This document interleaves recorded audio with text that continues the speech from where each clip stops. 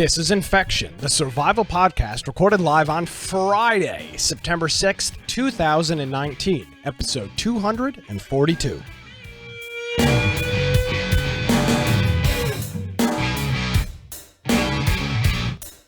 No, your calendar's not wrong. No, I didn't misspeak. No, it is in fact Friday, September 6th, 2019.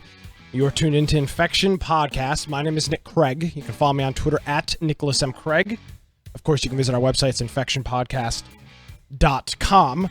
I am just getting over the hurricane here in southeastern North Carolina, so we had a little bit of a hiatus, but we're here, we're live, and joining me, as he does each and every week, sometimes on a Tuesday, sometimes on a Thursday, sometimes on a Saturday if we're in Seattle, Brian with an I, Aldridge. Hello, Brian. How are you? Hello. I finally have recovered from PAX. Took me a couple days just to get enough sleep. Yeah, I recovered too, and then I've now lost all progress. And it's of course, Then you have a hurricane you have to deal with, which kind of ruined all that. But yes, if you want to find me at Boise Computer on Twitter, of course, my blog biteoftech.com, and as Nick said, check out our website infectionpodcast.com. And on the right hand side, we have a button that says join our Discord server. It's a great place if you want to play games with us, maybe suggest news topics that throughout the week you can suggest those, and I always review those before the live show.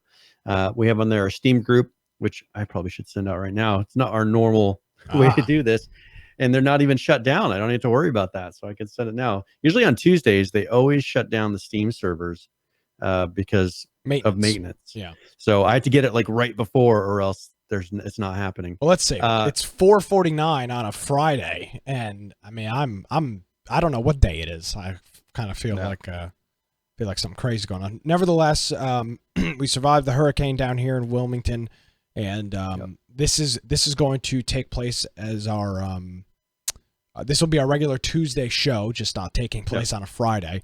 And as it's been in the past, it's going to be a kind of a PAX recap show. Now that we've been back, it feels like it's been a whole lot longer because it has been.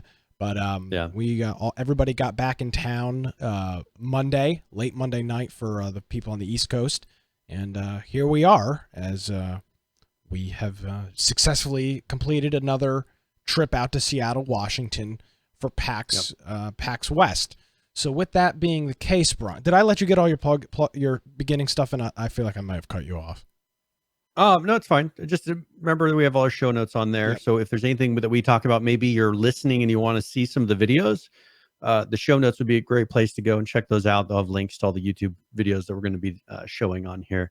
Also, make sure you check out the page for Support Us, which has, if you're going to do anything through Humble Bundle, maybe an Amazon purchase, and of course our Twitch Prime, which we've been talking about every week for the last number of weeks. That's one of the greatest ways to support us. Is if you have Amazon Prime on Twitch, you can go and throw us a free sub each month with that, and that is what paid for our trip we're going to be talking about today.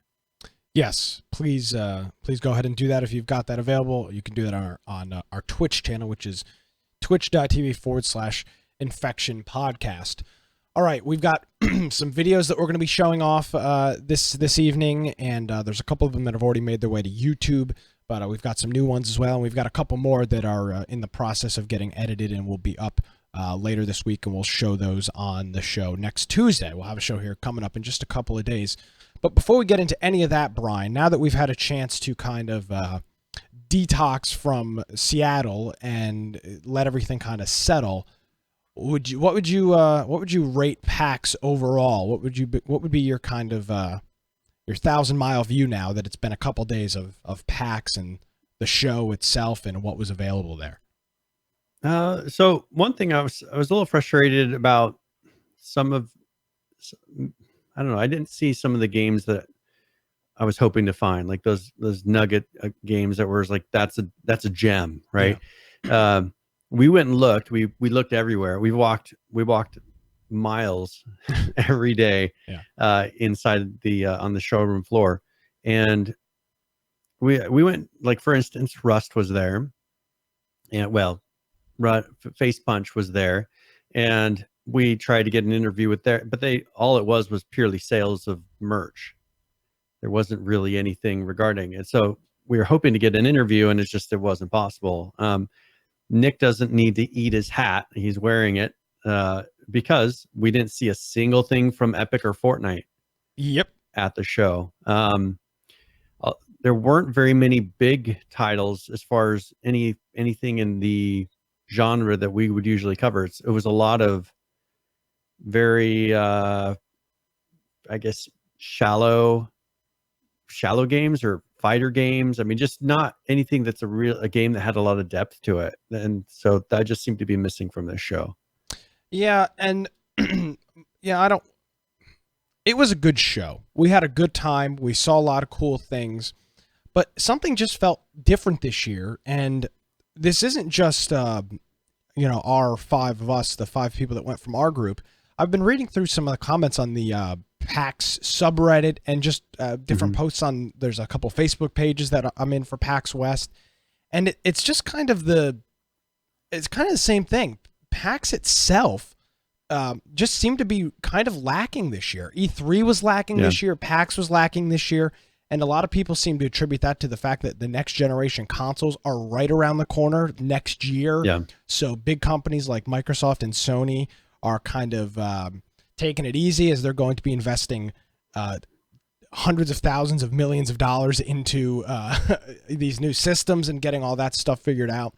So it was just a different scene this year. There was a positive. I'll say this, not having Twitch and Mixer there being kind of, well, Mixer was there, but not having a Twitch, and Mixer's booth was kind of weird, but Twitch, Mixer, and kind of the personality section of PAX was a whole lot less this year, which I appreciated.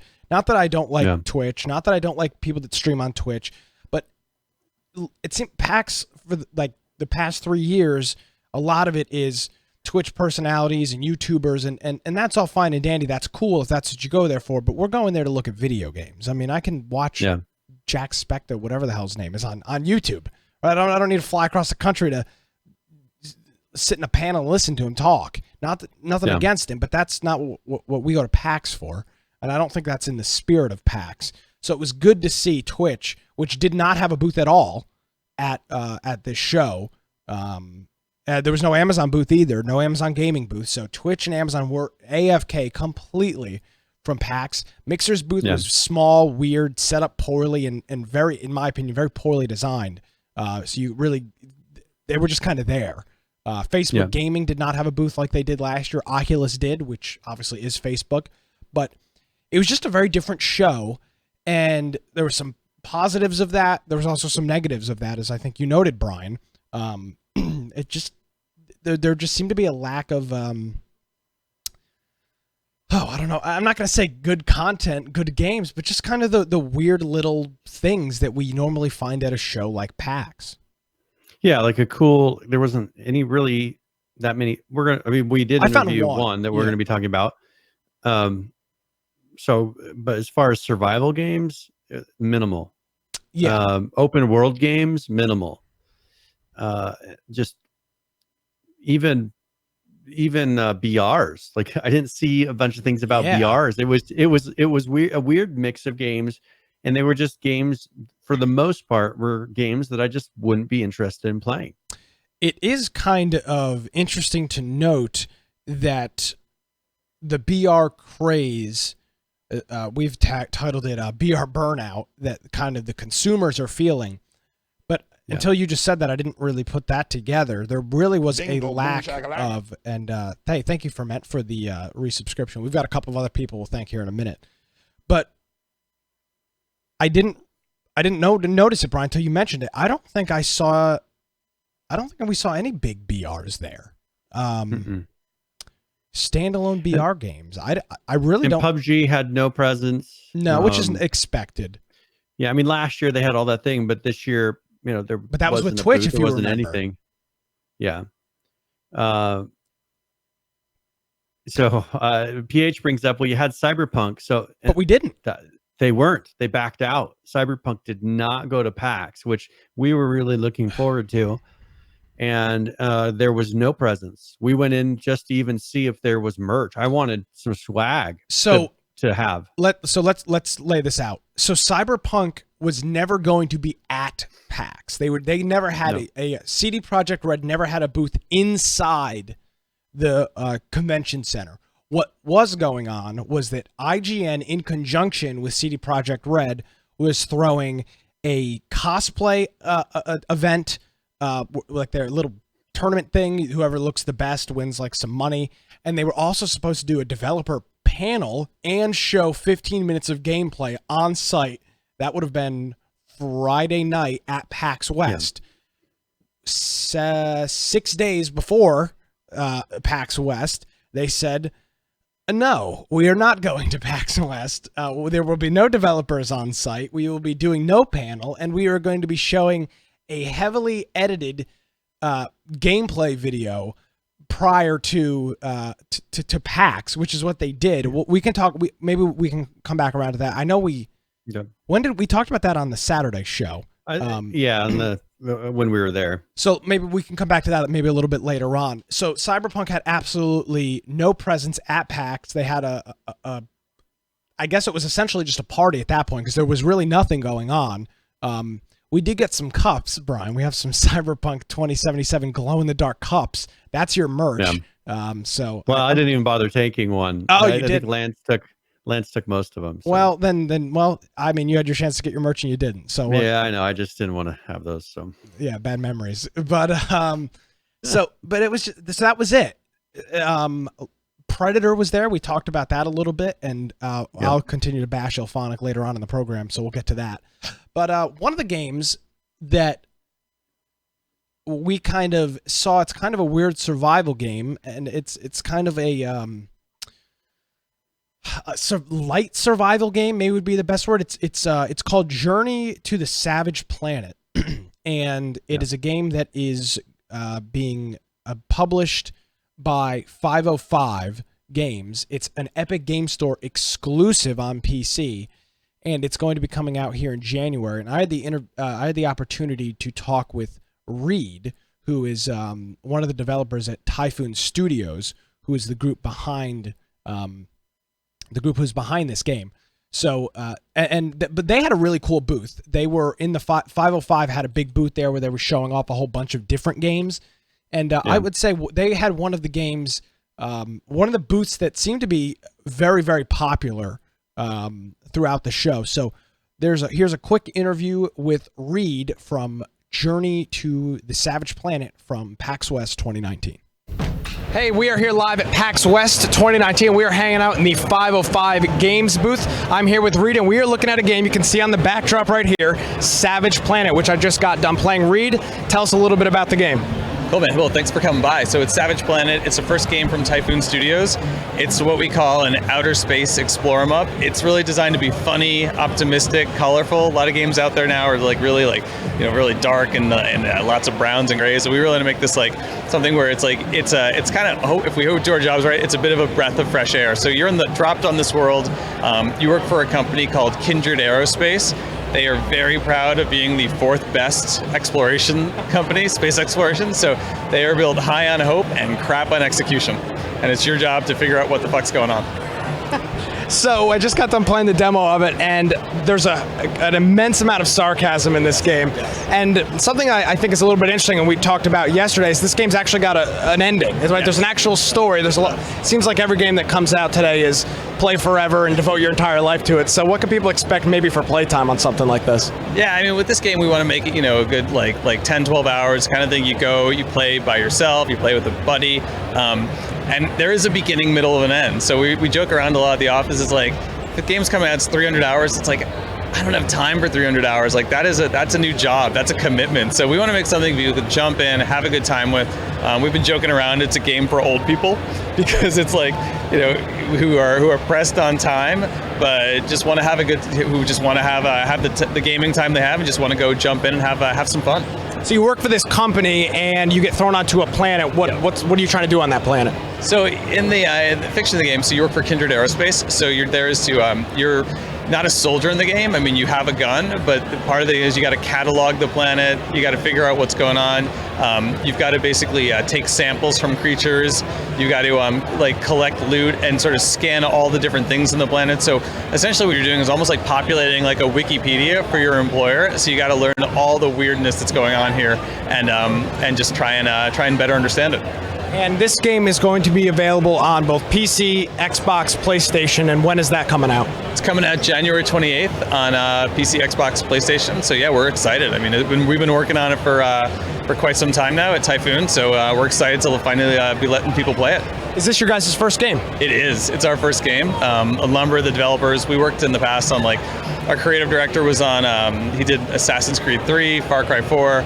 Myself, I used to work on the Batman Arkham franchise and Battlefield and way back in the prehistoric era, Splinter Cell 1. So it's it's been quite a ride, and we're really excited. We feel really lucky to be partnered with 505 and to be able to release the game. Yeah, can you tell us a little bit about that with your partnership with 505? What do they bring to the table? 505 has been a really good partner. What they do essentially is they're responsible for all the marketing, all the PR, all the stuff that we just don't have the bandwidth to do. So it's really about we focus on the game and we're building the game, and they focus on everything around it and hopefully help us get the game into as many players' hands as possible. I think that's a big problem. It's something you bring up. You got a lot of small studios that are building the game and also selling the game at the same time, and that takes you away from that. So it's available in early or later January. What's the price point, and where can people go get some more information about it? Yeah, so you can. It'll be $29.99, and you can get more info at savageplanetgame.com, and or you can join our Discord server at Typhoon, and yeah, hopefully your viewers and your people who are listening enjoy it and they have a good time with it when it comes out. Great, thank you so much. Really appreciate it. Thank you. Have a good one. All right, and there it is. So that's our quick interview I conducted with Reed. He is with Typhoon Games, and their game is Journey to the Savage Planet, and that comes out January 28th, so right at the end of January.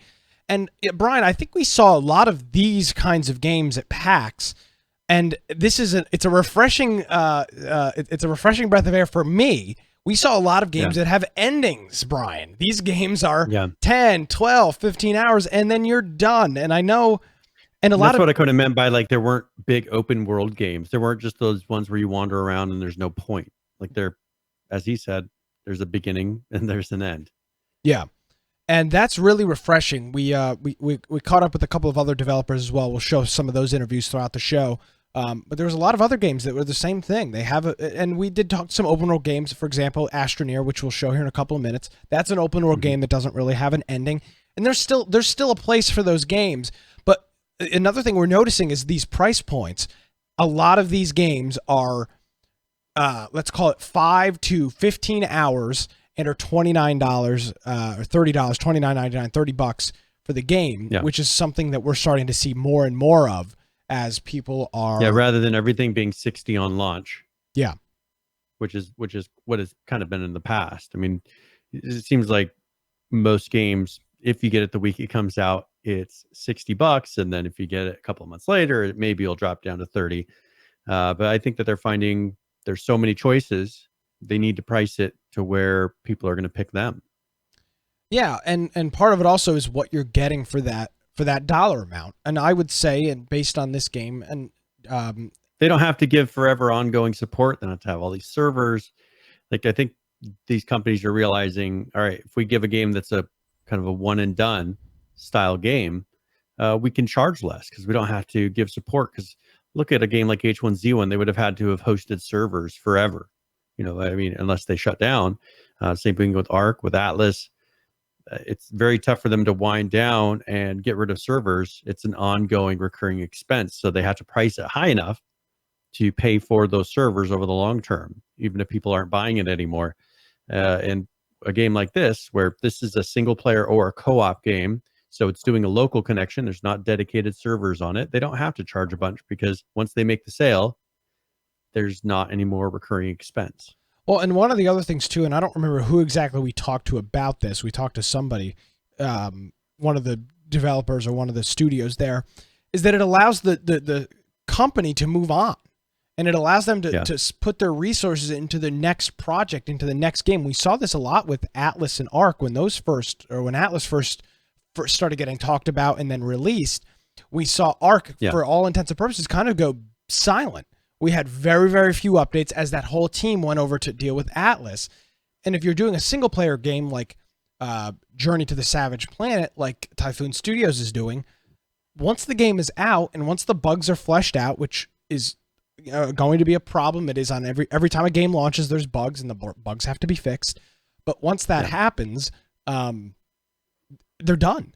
I mean, they could do some DLC if they want. I don't know exactly what their plan's going to be. We didn't get into that. If a big bug happens, they can patch that, but they don't have any requirements to go and keep a full staff just to maintain the thing, or have dedicated servers sitting there just racking up bills every month.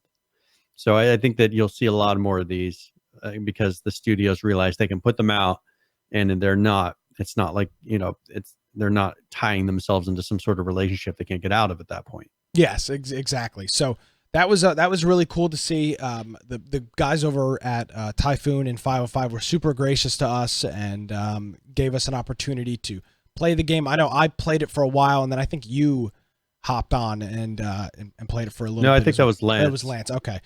So we both had a chance to try it out for a little while. That seemed to be good. Everybody seemed to have a good time with that. And yeah, that was a neat game. And again, that'll be out January 28th in 2020. So coming out here in a couple months. And it's right now it's 10% off if you pre-purchase it through the Epic Games Store. It's $27. So you save yourself a couple bucks if you want to pre-purchase it. If not, you can purchase it when it comes out, and it is available on the Xbox, PlayStation, and PC via the Epic Games Store. And yeah, that was one of the gems I think that we found at PAX this year. Kind of a neat game, very No Man's Sky-y in terms of the style of the game. A lot of mechanics, yeah. But like it has the thing where you can scan on the planets, but No Man's Sky doesn't really have story that it takes you through. And that was something I didn't get to hear it. That was, I guess, an issue. Is I couldn't hear, you're talking about the sarcasm. I couldn't hear that sitting there and watching. So, but it sounded like it was a big piece of the experience. It was, and the game is kind of the guys that are making the game, definitely you could, talking to Reed and some of the other guys that are actually making the game, you could see the influence in their personalities in how the game was playing out with the level of I mean, the whole concept is you're the company you work for is the fourth best company. And the guy that runs it is kind of like a slimy used car salesman. And that's the whole premise of the game. So it seems like it is it's a game that is going to have a small amount of it's got a small amount of co-op, right? You can play it co-op. It's not a multiplayer game. This is a game that you can pop into your Xbox on a Saturday morning, play through the entire day on Saturday, and say, hey, I had a good time playing X game. And that's what this is. And we saw a lot of that at PAX, which I thought was really cool. Since it's not online, you don't have to worry about, you can just continue your story, which I think is something that others appreciate. The No Man's Sky kind of weird, the way that they were doing the multiplayer, it got kind of weird when people started continuing the instance, from multiple places. So I think that doing this co-op method rather than trying to squeeze 4, maybe 5 people into it, I think is better, because once you leave the co-op and try to do more, like how do you deal with saves? Yeah. And if someone wants to log in and play, it just gets really weird. It does. So I appreciated that. The group over there was super cool. And hopefully we'll hear a little bit more from them when the game comes out here. It's coming out here in about 3 months or so. So we'll hopefully hear a little bit more from them. And yeah, that was one of the cool games that we saw at PAX and had the opportunity to talk to. With that being the case, Brian, if you're comfortable with this, I'd like to talk a little bit about Astroneer. And you had the opportunity to talk with some of the folks over at Astroneer, and they actually broke some news at PAX West, which I believe you guys talk about in this video. So here's another interview from our trip out to Seattle, Washington in PAX West 2019. Brian has a chance to talk with the folks over at Astroneer.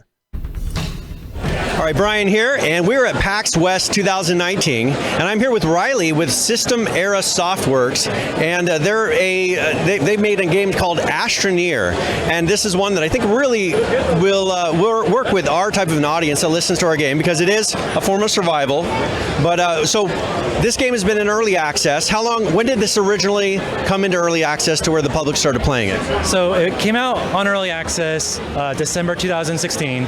We just released in February of this year, 2019, our 1.0, and kind of have been updating it ever since with free updates. Very good. And one thing that they just announced, I mean, within the last hour, I think, they announced that they're coming to the PlayStation 4. And so this is something that before it was on Xbox and it was on PC. And so if you had a chance to play this, if you've seen it, that's what it was on. But you're now going to have the opportunity to play it on PlayStation 4. So what do you think that's going to do as far as the experience for people? Is it going to expand? Are you expecting a lot more players from this? Yeah, so we were super excited about doing the PlayStation 4 announcement because we have 4 million players right now with Xbox and PC. So we're really excited to share that kind of fervent fan base with like the large PlayStation audience. And the game runs super well on PlayStation 4, so we've been doing optimization for it, getting it kind of going. So it kind of lends this kind of whole new experience players can get with that console, and we're really just jazzed to kind of share it with a way bigger audience too. And this game, it's a random generation. It's voxel based, so you're able to go in and really manipulate the terrain. There's a lot of mining, building. It's going from planet to planet. One thing I did ask him is, what's the difference between this and No Man's Sky? Because No Man's Sky is one that has some similar concepts, but I think this one stands apart. So what do you say to the differences between those two? Yeah, so for a game like ours versus No Man's Sky, they're both awesome games. We love No Man's Sky. For Astroneer, it's more about your kind of interaction with a solar system rather than a big giant galaxy, where No Man's Sky, it's all about exploring a giant world where you kind of hop from planet to planet. We want you to kind of have an intimate relationship with your planets and kind of really get to know them. So if you want to dig a hole through a mountain to build like kind of a tunnel to and from like a mining site to a base, you can. So it's all about sticking around, kind of really making a home out of your planet, or planets really. So it's all about exploring a single solar system that you really get to know and kind of build a home on. And that's one thing that from the beginning when I first heard about this game, people just would say the game is so much fun. And it's very beautiful as far as the way that it looks when you're running around, and it's just very comforting, I guess, is the feeling that I get when I'm playing the game. One thing I noticed, though, is this, as you said, has a lot of building and things. There's a lot of customization. You're actually working with the terrain that you don't really get in No Man's Sky. Not to make them a focus, but the difference is in No Man's Sky, you maybe will dig for one thing just to get that one item that's in the ground there. With this one, it feels like it's you're making it your own. I mean, similar to like a Minecraft type of a feel. You're really able to customize and build to where you actually will plant your feet and be like, hey, this is kind of my area. I've made this. One thing you guys have done is this year you've got some recognition. I mean, you came out in 2016. You came out in February of this year, 1.0. Now you've gotten a lot of recognition. What are some of those awards that you've received? Yeah, so it's just starting to be kind of award season for video games, but we've already got one South by Southwest Gamers Voice Award and 7 Webby Awards for kind of best adventure game, best kind of multiplayer aspect, or best art design. So we kind of got a lot of things going for us right now. And you mentioned multiplayer. This is a 4-player co-op. Now, he did tell me that there is going to be dedicated server support coming, so that's something you can keep an eye on. I think that'll be very interesting for the type of things that maybe people can build. And so this game, what's the price point on it?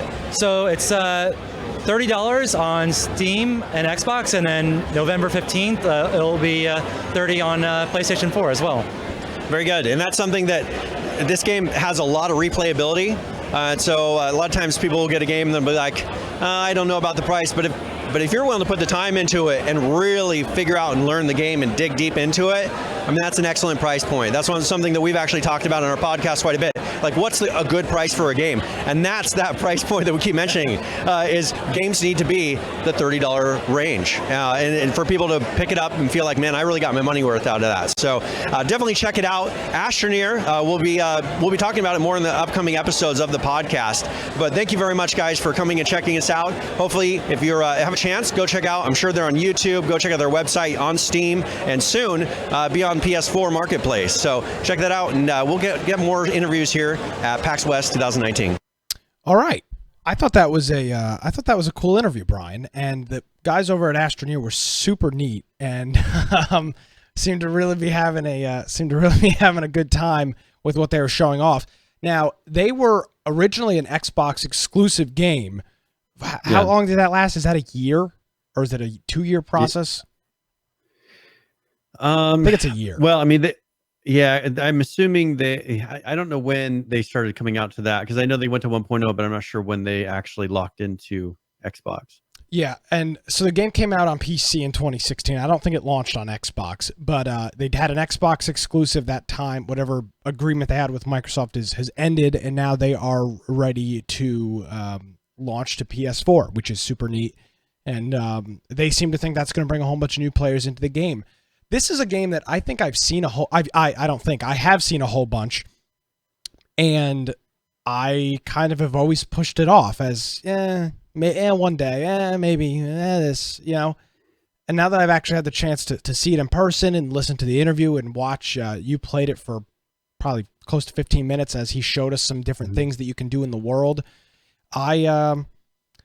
I seem to think that maybe this is a game that we need to jump into and play as kind of a group or a small group, as it's got that 4-player co-op. So this is a game that isn't, by looking at it, you don't say, oh, survival.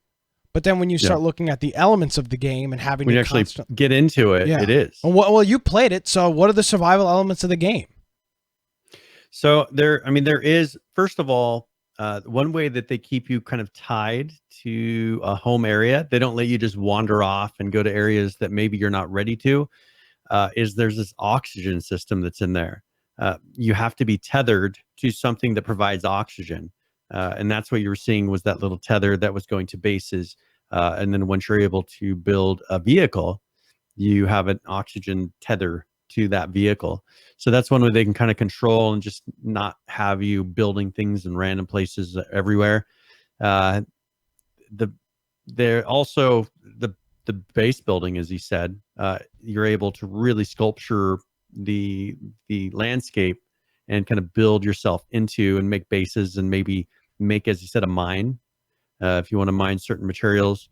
It has all the features of a survival. You do eat, you do take damage, you're managing resources. So I think that's kind of a big survival element of having to manage resources in order to survive.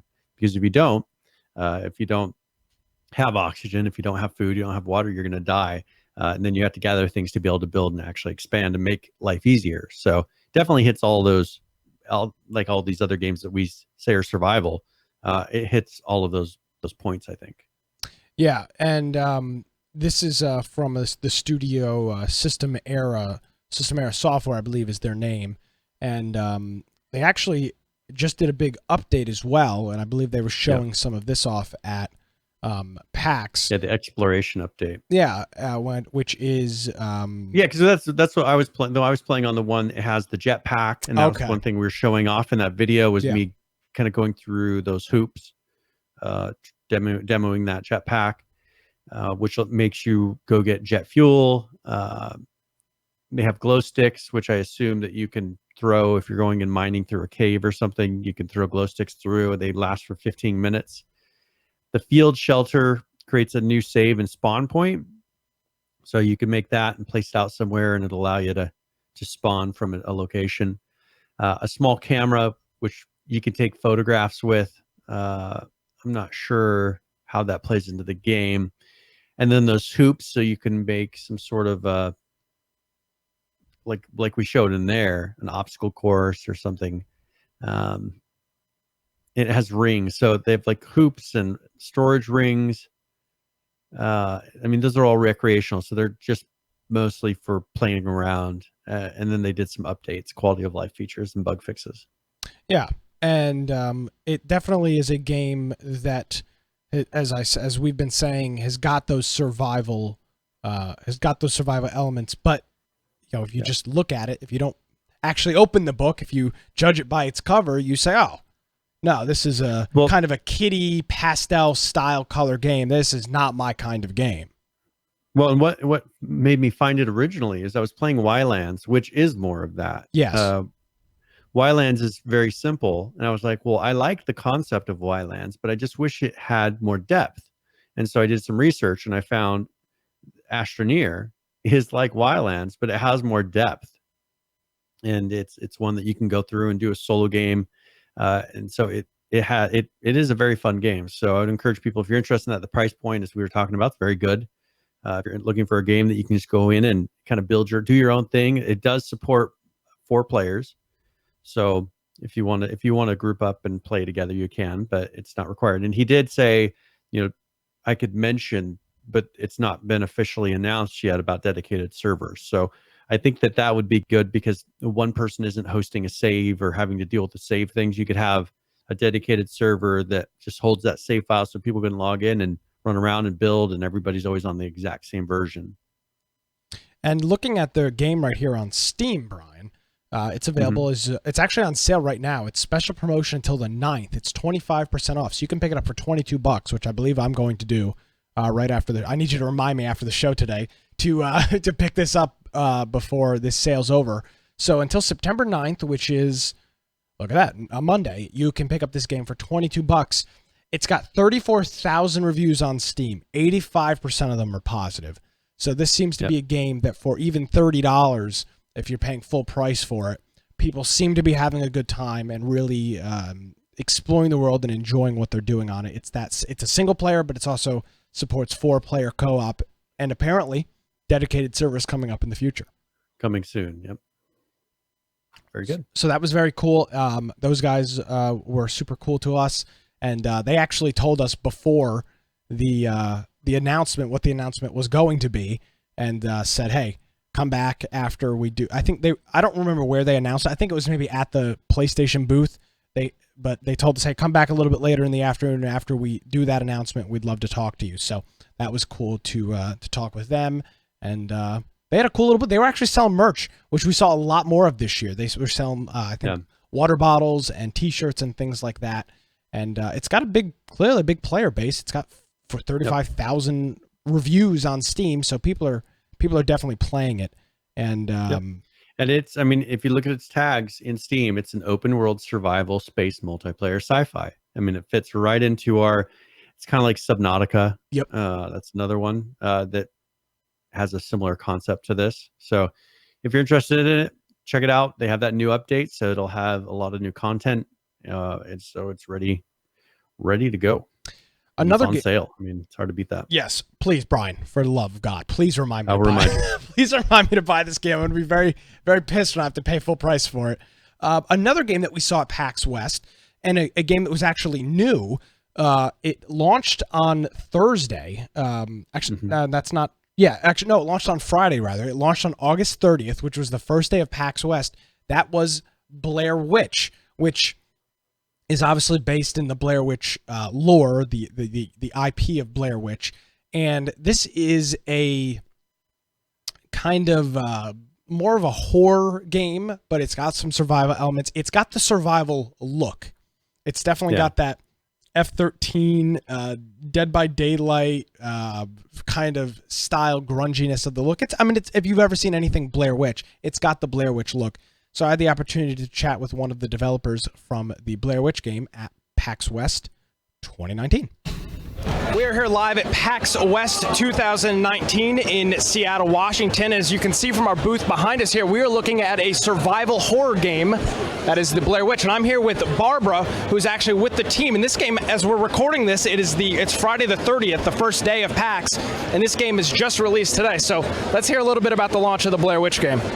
Well, it's been amazing. The chance to work with such a great IP, legendary IP, it's been just an amazing chance for us, and releasing it today, it's so exciting. Now, something that's a little bit different about this is it's actually a single-player game. We're kind of in the multiplayer era, but this is a single-player game. What was the kind of decision behind that? Why single-player?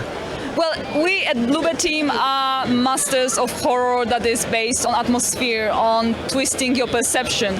So this is something we want to carry on with our newest project, Blair Witch. And we believe that horrors are enjoyed the most when you play them in the dark, alone, with nothing to distract you. So maybe, as you were saying earlier, this is not the best atmosphere for a demo for a horror game, all the light and all the noise and everything like that.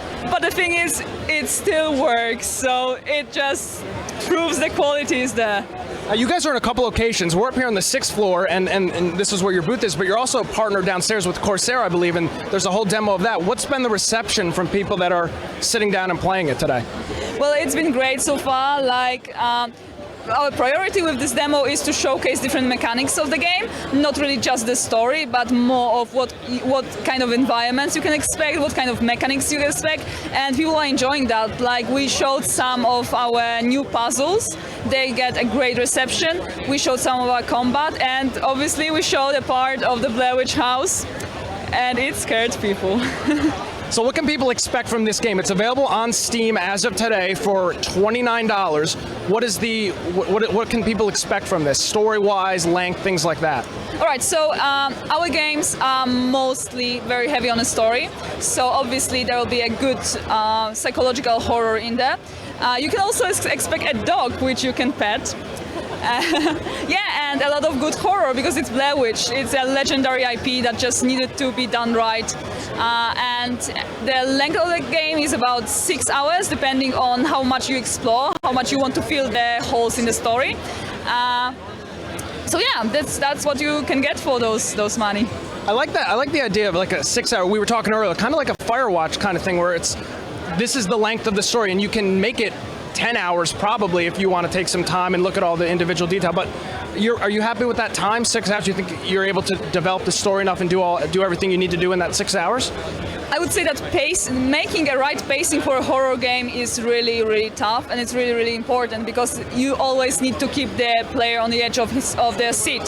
So keeping in mind what you can do and not really going overboard with just fillers and just putting stuff there to be there and just make the experience longer, but focusing on making the experience better is the most important part. And one more time, where can we get the game? How much does it cost? And if people want some more information, where can they do that? So it's available today on PC and Xbox, also in Game Pass. And yeah, what was the rest of it? Is it $29? Is it $30 across all platforms? $29.99. Across all platforms for that. Awesome. Well, Barbara, thank you so much. I appreciate it. That's us here at PAX West 2019. All right, and that was Barbara with the team over at Blair Witch, and she was super cool. The people over there were super nice. They were actually, as I said, they were on 2 different floors of the show, and when we stopped by, there was only 2 of them that appeared to be kind of running the entire show for them there. So I would assume that was I don't think we talked about it. I assumed it was a relatively small dev team, but they had a cool setup. And there seemed to be a lot of hype. Now, the game is out, and it's got some mixed reviews, Brian. It's got about 68% reviews are positive. I've seen a lot of pretty critical criticism of them online so far. I haven't had a chance to play the game. I don't know if I'm going to play the game, but there's been some criticism. I would assume, like anything else, you've got people that are super into Blair Witch, as we've seen people that are super into other movie genres and movie franchises like F-13 and Halloween and things like that. And if this game doesn't do everything correctly, if there's one little mismatch, one thing that doesn't fit the lore, it's hell on earth and burn the whole thing down. And I don't know that that's why there's some of this criticism, but we talked to a couple of people that were playing the game, and they seemed to think it was good, and they seemed to like what they were doing, and the dev team was pretty passionate about the game, so that was cool to see at PAX. And we actually saw them in the Corsair booth. Was the first time we saw them, so that was Blair Witch at PAX West. Yes, and it does have that kind of spooky. I didn't play it, but I was watching people play it at the booth, and it just because it has that atmosphere of Blair Witch. So if you're into that, and the jump scares and just kind of that spooky, eerie feeling when you're playing, go check it out. And the joke that we talked about during the video, Barbara said that this is a game that you want to play on like a Friday or Saturday night at home alone with all the lights off. This is the game you want to play, and that's why we were joking about that at PAX. It's as bright as could be. We're walking around with this big LED light panel, and then there's all these people yelling and screaming. It did not exactly the perfect environment. It's not the perfect environment for the game, but she and her team were super nice to us, and yeah, that is Blair Witch. Check them out, and if it's your cup of tea, we'd recommend you pick it up. Available on PC and Xbox. All right, final video for today with PAX West. We'll do a couple more again next week, and everything else will be up on YouTube between now and the next show. So that'll be great. But Brian, this is a game that you mentioned that we needed to stop and talk to a couple of times, and we just kept walking past. And eventually, I think it was after lunch on Sunday, you said, "Okay, we're going over here and we're talking to this guy." And this was a game called 1 Hour, 1 Life. You want to set that up a little bit? I think it was in the PAX. Was it PAX Rising? Was that the area? It was PAX Rising with Red Bull, which was it's like a contest. You submit your game, and it's kind of like whoever they feel is most deserving, whoever's got something unique. That's how they decide who gets to show up there. So with that, now this had a very much well, first of all, from the name 1 Hour, 1 Life, it had a survival look to it, and so that caught my eye. And we went over there, found the developer, and this is a fairly unique concept of a game. He'll talk about it. We'll break it down a little bit in this video, but I thought it was interesting, to see if people are drawn to maybe play it, because it's a very unique concept. Brian here, PAX West 2019, and I'm here with Jason Rohr, like a lion. And he's here with 1 Hour, 1 Life, and this is a game that caught my eye because, of course, we do survival here, and immediately it looked like a survival game to me. So we came over and talked to him, and this is a very unique concept of a game. I haven't seen another one try to pull this off. So let's go into it just a little bit about what is it with this 1 hour, and what are you doing with your life during this time? So it's played on a server, a multiplayer server with up to 100 other players who are all living lives on the server. When you join the server, you're born as a helpless baby to another player who's your mother, who has to take care of you for at least the first 3 minutes. Every minute that passes by in the game is a year of your life as you get older and older. As you can see on the poster behind here, this is the arc of life. After a full hour, you get old and die and leave the server, leaving the world to your children and grandchildren who take over whatever projects you're working on. So you have this brief moment in the middle of a story that started long before you with your ancestors and will go on long after you with your descendants.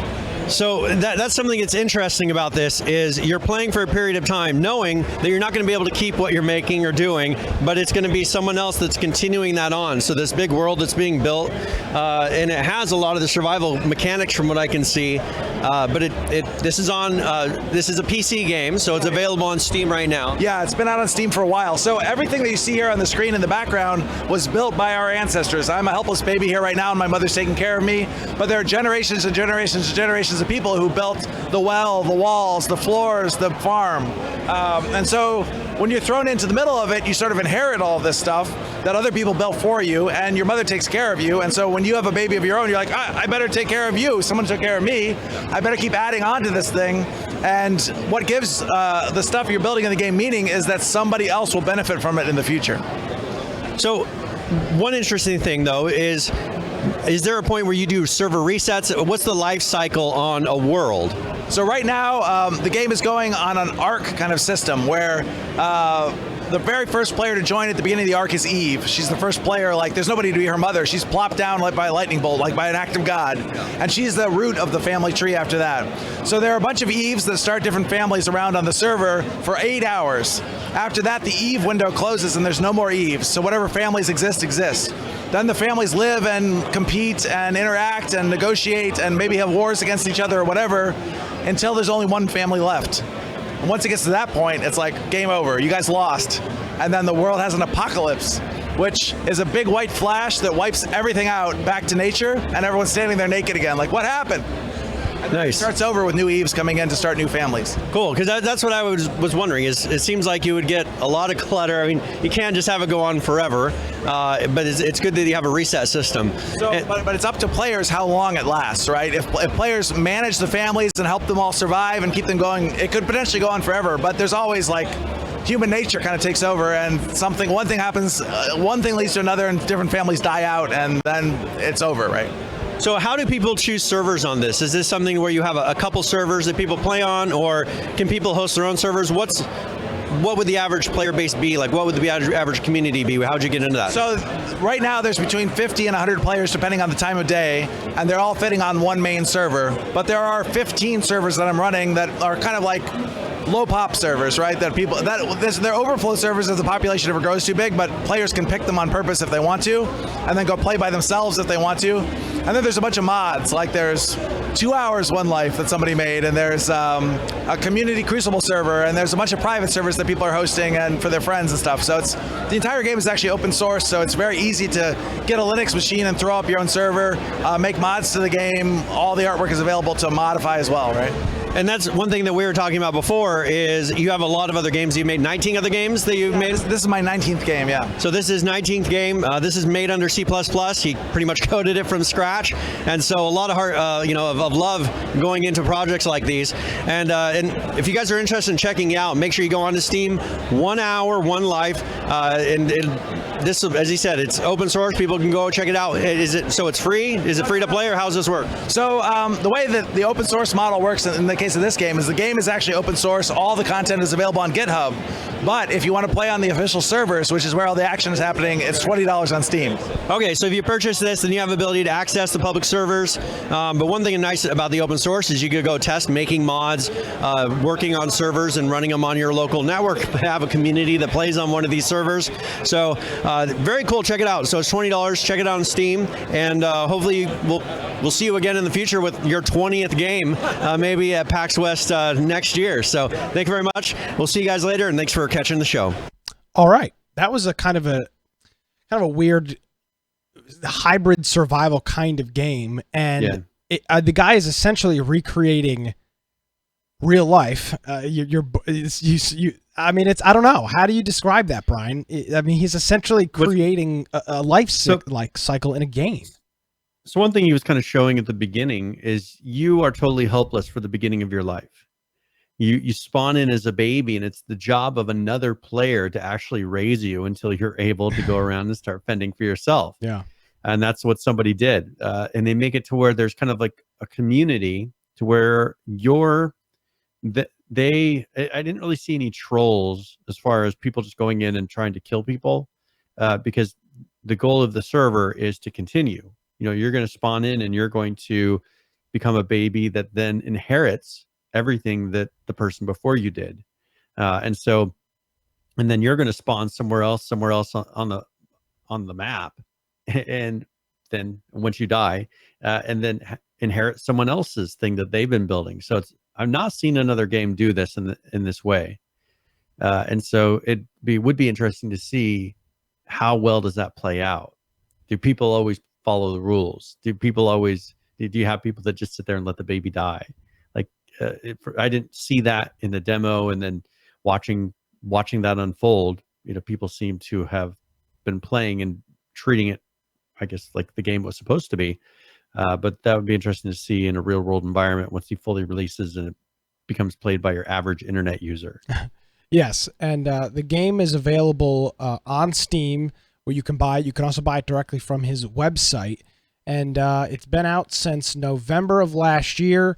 And for the most part, it seems like it's been kind of under the radar. But and by the way, he built this entire game from scratch. This is not Unreal. He didn't use an engine. No, it's C++.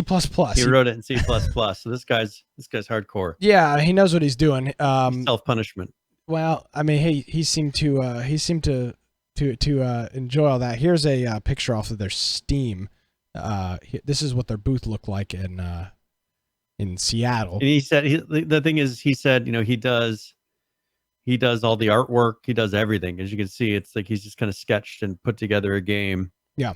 He's the one-man team doing the whole thing, which is kind of cool. And it's cool that PAX with PAX Rising in conjunction with Red Bull, allow opportunities for games like this that are not published by studios, I mean, you want to talk about a small studio, one guy making the entire effing game with no engine, and that's exactly what we saw there. And there was maybe a dozen of these pods of different games that were there. None of the other ones were of really interest, but there was a whole bunch of games similar to this in terms of their small development group and kind of their play style. Now, what I would be more concerned of for him is that someone sees that, oh, hey, that's kind of a fun concept, and they'll turn around and make a game that has the correct graphics and all those features that's on an engine.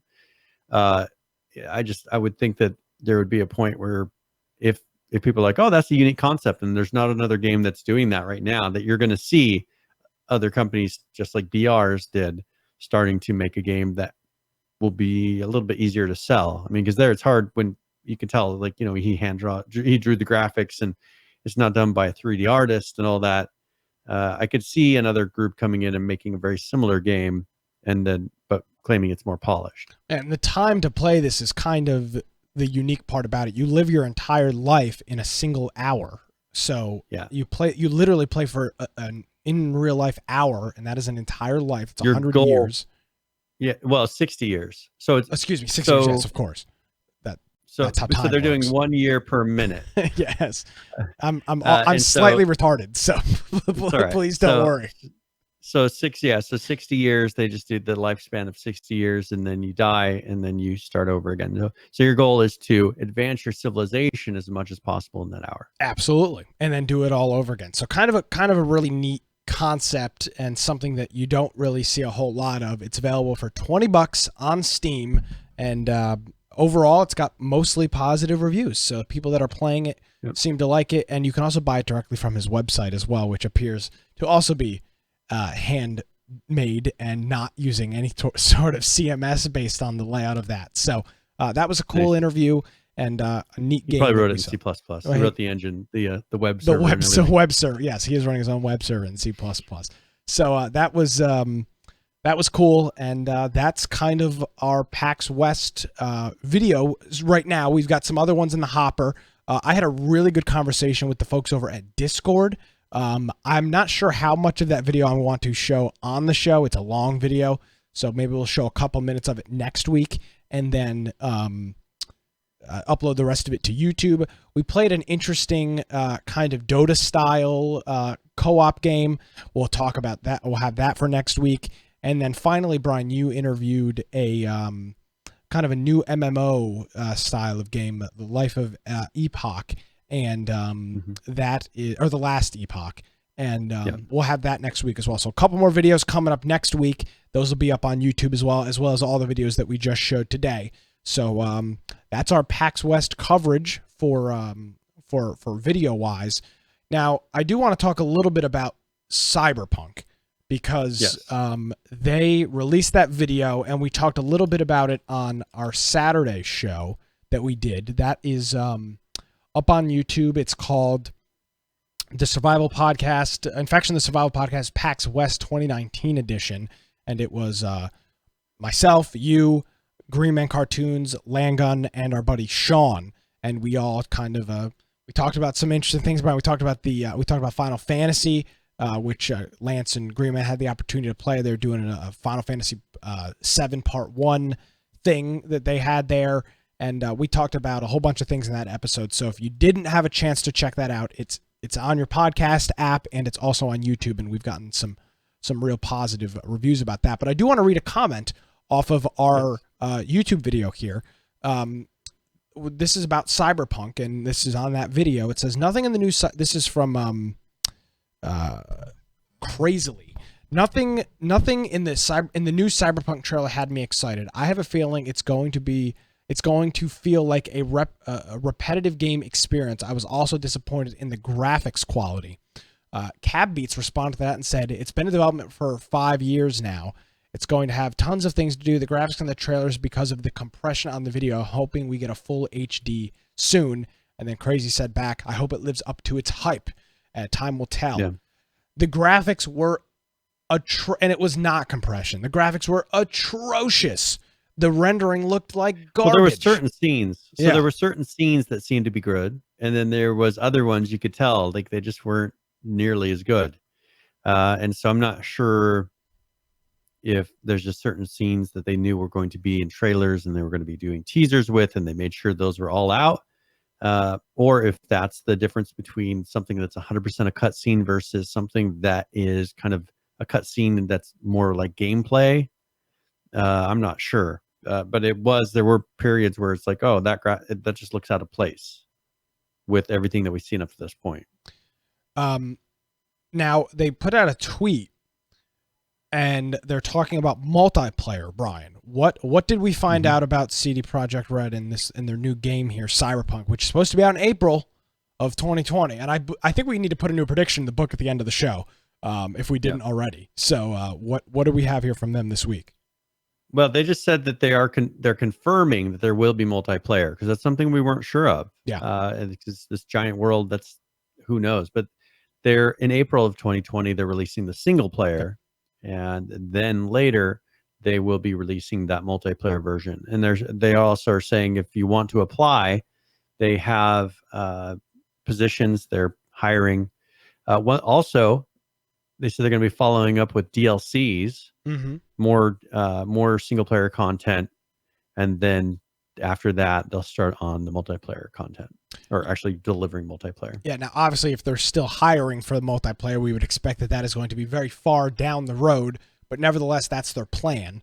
And there's a lot of positions open currently at Cyberpunk. I mean, if you go now, they're all in like Warsaw and places like that. But this is for the multiplayer part specifically.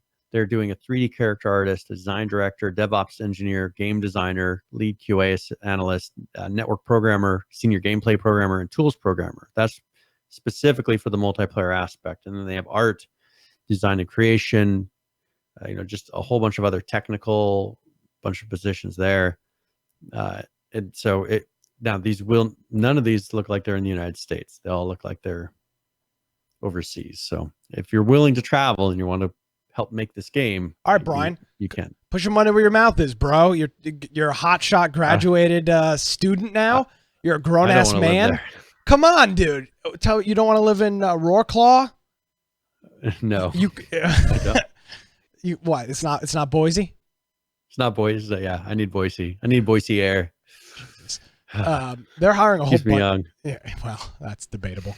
There's a whole bunch of positions open for Cyberpunk in general. They must be hiring 30 people in the Cyberpunk division. So that's cool to hear. Oh, yeah, I mean, there's Gwent. So it's a kind of a split between Gwent and the Cyberpunk 2077.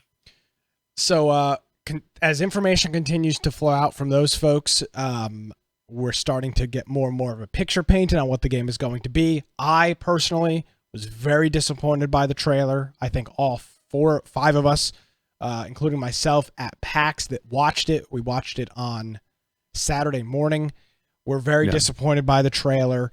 And I think in general, Cyberpunk's going to have to do a lot to try to save face here before launch, because I think we talked about it 2 or 3 weeks ago that there's a lot of parallels between this and other games that have done this similar style of dropping little breadcrumbs of information. The internet makes assumptions on what things are or aren't going to look like.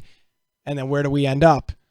A game that is not complete, not what we thought it was going to be, and ends up like being Mavericks not even being released. So I don't think Cyberpunk won't be released. It just may be the little delay. PH says it's going to be game of the year. Put that in your book.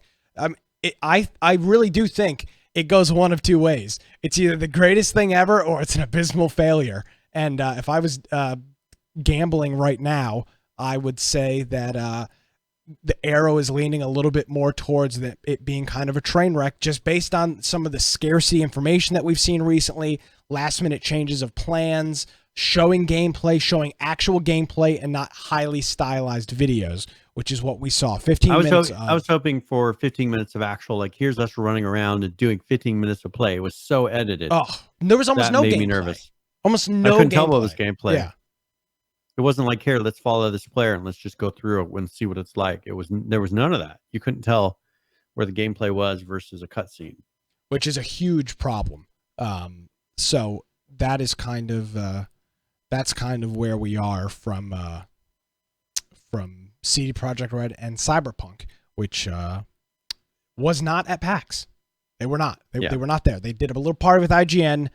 Turned out to be not really nobody from Cyberpunk there. Yeah, it turned out to be kind of like a weird event anyway. It just ended up being a big party. They had a DJ and a big Cyberpunk banner, but that was it.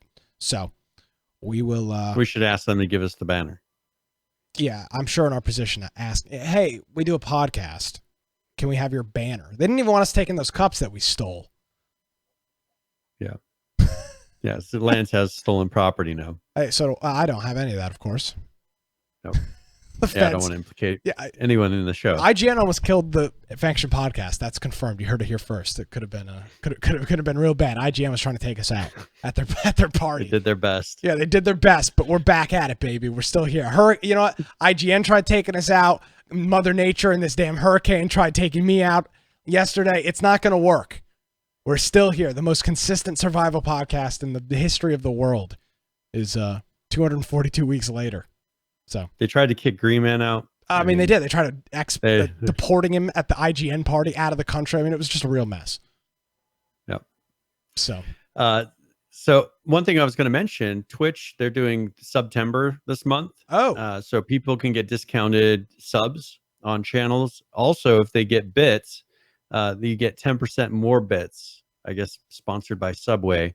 So you get your normal bits and then 10% additional from Subway for September. Weird. You got anything off at Subway?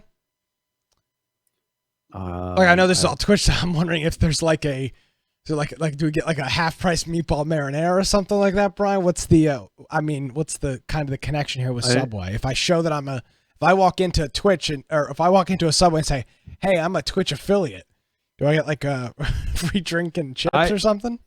No, I didn't see anything other than they're throwing their logo, around a little bit, but I don't see any perks of actually going into a Subway and ordering anything. Well, that's pretty disappointing. So that's pretty much it. Yeah, that sucks. I was hoping maybe there's a chance that half price talent classic. You get a little more bits, and then it marks it down as Subway giving those bits. Great, very exciting. Yeah, what a time to be alive. So also Fortnite, they released an update 10.2 or 10.20. I guess they're going by these patches. There's a video if you want to show that really quick of a new item. Okay. This is the Zapper Trap. Okay, give me 1 second here. I'll get this queued up here. Ooh, a new item from the folks over at Epic. By the way, I was right. They were not at PAX West. They had literally. You still have your hat. My hat is on right now because my hair is a mess. This is a new item, the Zapper Trap.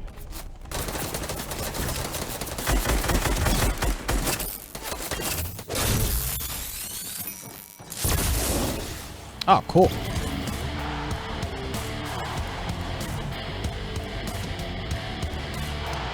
So that is it replaced a wall and then did an electrical shock through that wall and kind of charged up. It's kind of like those traps that people can place that will kill another player if they go into talking about the spikes? A room.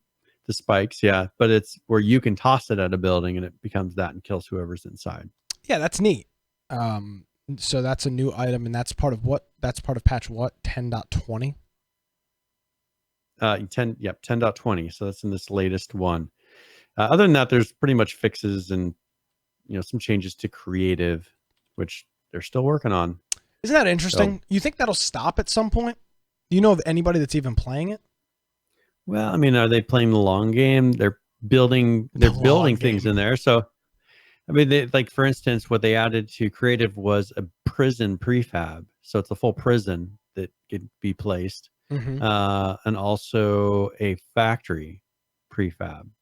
So are those things that are going to be making their way into regular Fortnite? I mean, it's not really wasted work because there's a bunch of assets that you can turn around and use. They also have some items that they put in there. Maybe they're testing and end up putting them in the regular Fortnite. It's kind of hard to say. Yeah, I think you've discussed this, that they're keeping the survival portion of that game alive just so that they can not have to deal with maybe any legal ramifications of blatantly ripping other people off, and they can say, oh, but we're making this other game too, and it's kind of the same thing. So that may be the case. I don't know of anybody that I know. Plays creative. Ross is the only one that has ever played creative that has told me he's played creative, and that's it. I've never heard anybody else even. I've never heard anybody even utter the words Fortnite prior to that. It's not like they're trying to get people to play it because it's a paid for feature. I mean, it's a paid for game that they're not releasing it free. Well, and they can't. Well, they don't promote it. I've never seen them promote anything about Survive the World. Isn't that what it's called, Survive the World? Yeah. I've never heard them promote it at all. It's in their patch notes, but for example, did you see any promotion at we watched actually, maybe I shouldn't tell everybody this, but we watched the Fortnite championship game Saturday morning when we were getting ready to head out to the convention Saturday morning. They mentioned you wouldn't believe that Fortnite was even a survival game. The entire thing is based around the BR. Yeah. And that's why I wonder if there's some other thing that they're working towards. If this is kind of like their testing ground for something else. It's kind of, I don't know. I mean, maybe they figure once regular Fortnite starts dying down, they may try and just see if people will, release this as free or integrate it somehow into the game, the base game. Could be anything. They'll never win, Brian. Fortnite will never be dethroned. It will always be the king of gaming. Don't say things. Our grandkids will be playing Fortnite. They'll be playing Elite, not Elite Dangerous. They'll be playing the other space game. Come on, help me. No Man's Sky? No, the big one, the one that's never going to come out. Come on, Brian, please, for the love of Christ, help me. I always have got your back, and there's an R in the name. You're letting me. No, it's you're letting me fail hardcore. Right, Star Citizen. See, there was one R in the game, but it just wasn't the beginning. They'll be playing Star Citizen, and they'll be playing Star Citizen, Minecraft, and Fortnite. That'll be what people are playing in 60 years as things are ready to go. When they finally hit 1.0. Yeah, exactly. Maybe they'll have another dogfight module out. That'd be great. With that being the case, we spoke a little bit of Rust. They weird. So FacePunch had a booth. They had it manned, but they had nobody from FacePunch actually there. The only people that were there purely merch. Well, it was purely merch, but it was being run by not FacePunch. It was being run by another group, and we talked to a nice lady that was there. And she was real nice to us, but she was like, well, you're kind of in the wrong spot because there's none of us here actually work for FacePunch. So she was super nice, but there was just nobody there from FacePunch, which was kind of lame. They were selling merch. They had some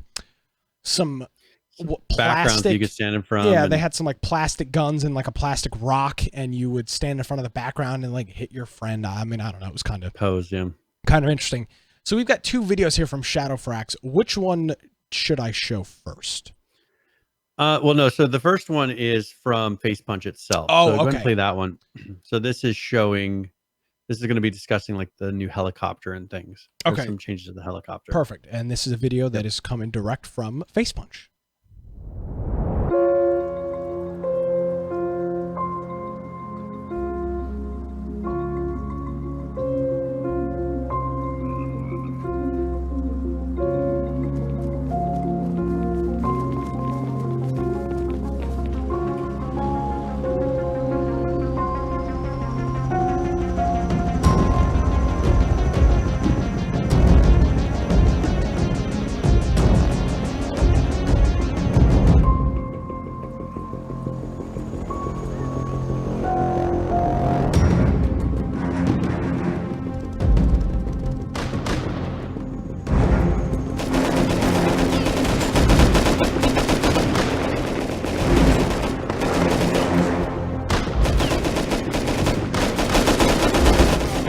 way too much ammo to be Rust. I mean, come on, dude. Seriously?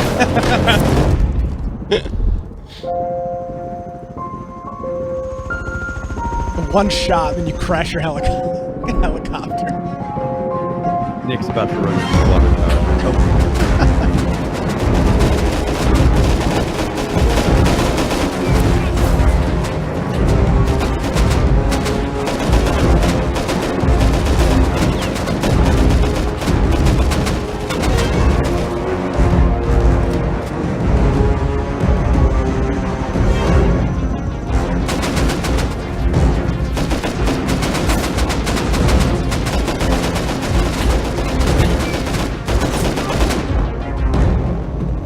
Oh, come on. Seriously? Oh, rocket launcher.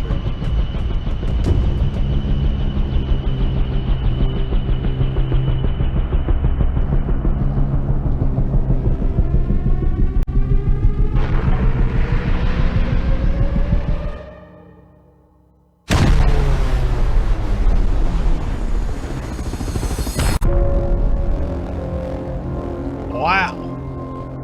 So there you go. I'll tell you what. Oh yeah, new merch now available. That's probably why they had that big thing there. I'll tell you what. That video is the most unrealistic explanation of Rust, and is Most unlike Rust video you could possibly I mean, make. like that's like a movie. It's a Black Hawk Down. And no, it's not. It's Rust. People run out with their dicks hanging out, hitting people with rocks.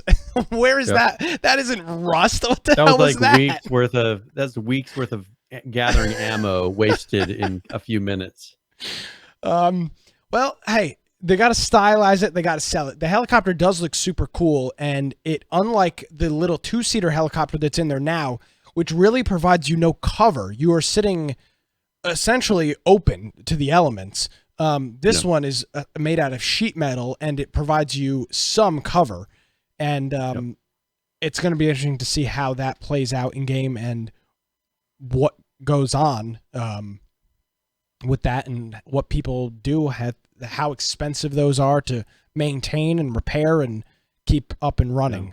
So that's the helicopter video. Now, do you want to do the Shadowfax one where he goes into the Shadowfax one was actually released today, so this is the latest, and he does talk about the new heli changes and things like that. All right, well, here's a quick video from our buddy Shadowfax, a Rust update for Rust.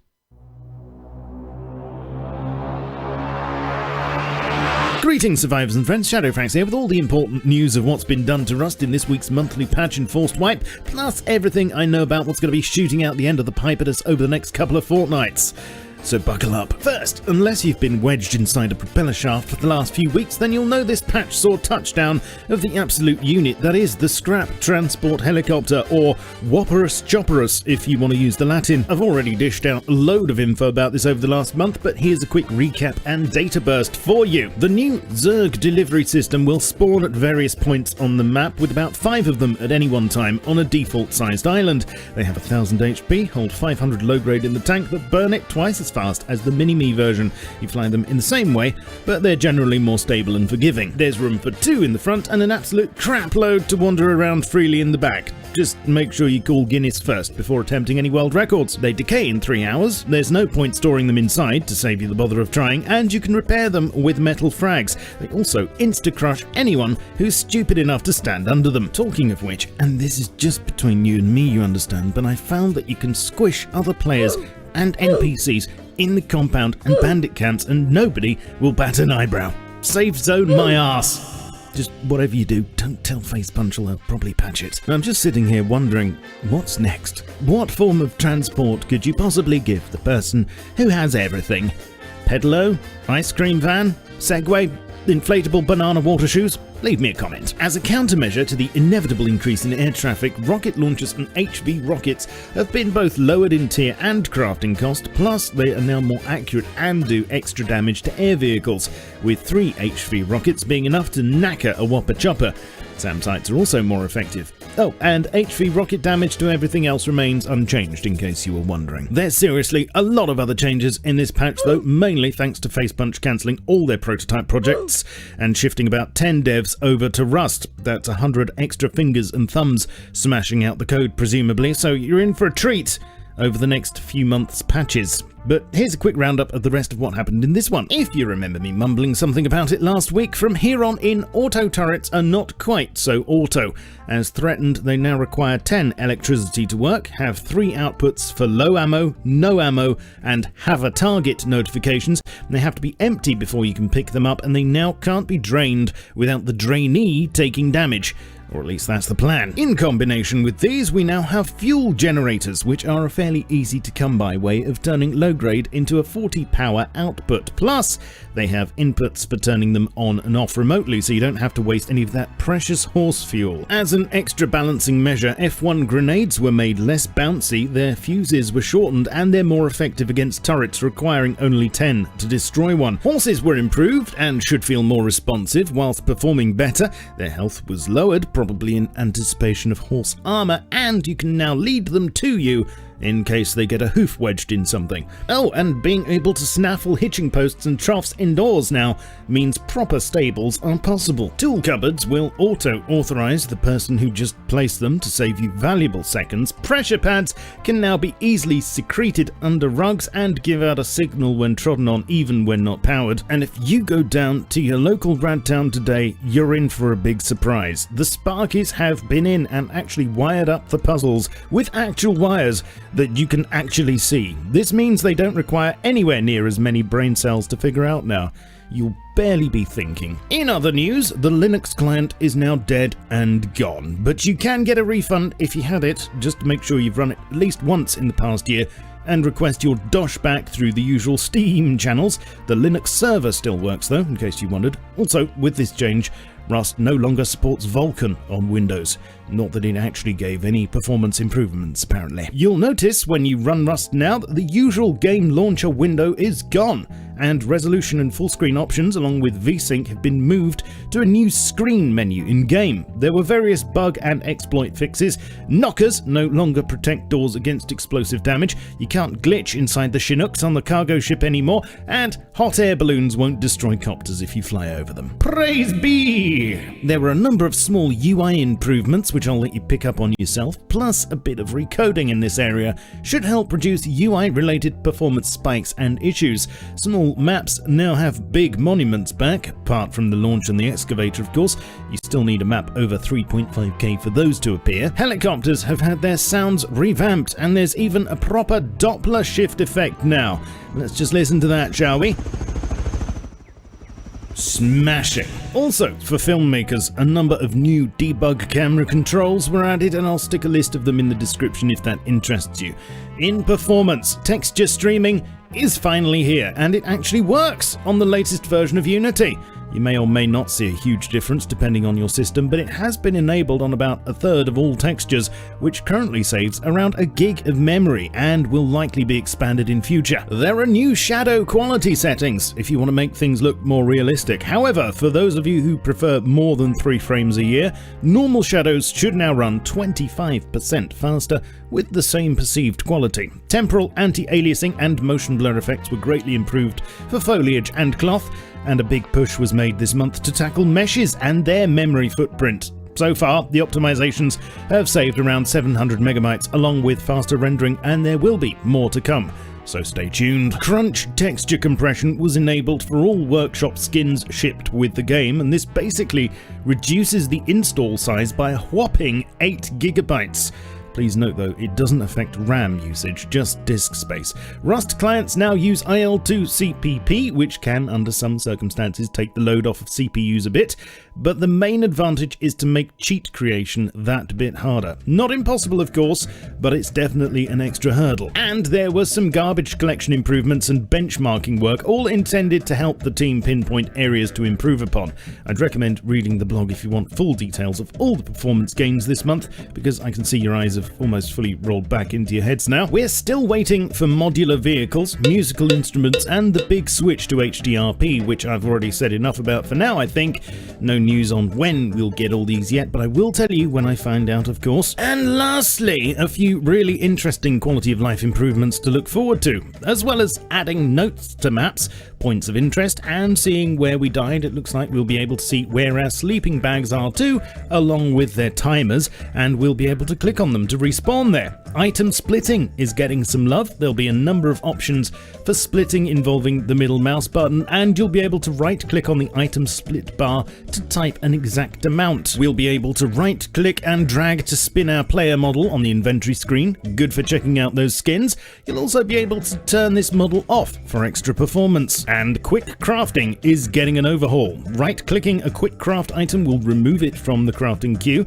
There'll be quick craft misclick prevention via a small buffer, and a new favorites category is being added to the crafting menu, and these will show up first in the quick crafting section. All of these changes are happening on separate branches, but I'll show you more as and when they turn up on staging, so make sure you subscribe and turn notifications on.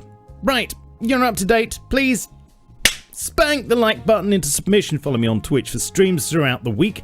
Stay up to date with me on Twitter, Facebook, Discord, and my Steam group, and I shall catch you all soon. But in the meantime, keep calm and stay rusty. Cheerio. All right, pretty big Rust update there. Lots of things going on with the helicopter, some changes to how those monuments spawn on different maps, and just a lot of QOL things, some big changes coming to the maps, which are big. One thing I found interesting was that they're moving, they're pretty much going all in on Rust. Yeah. They've canceled all of their side projects of things they were working on.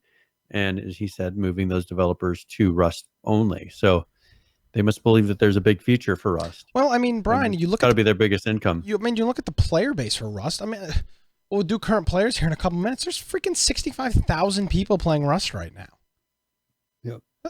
So they realize that it's going to be tough for them to get another game to that place. It's the sixth most. Look at where it's hanging out on Steam.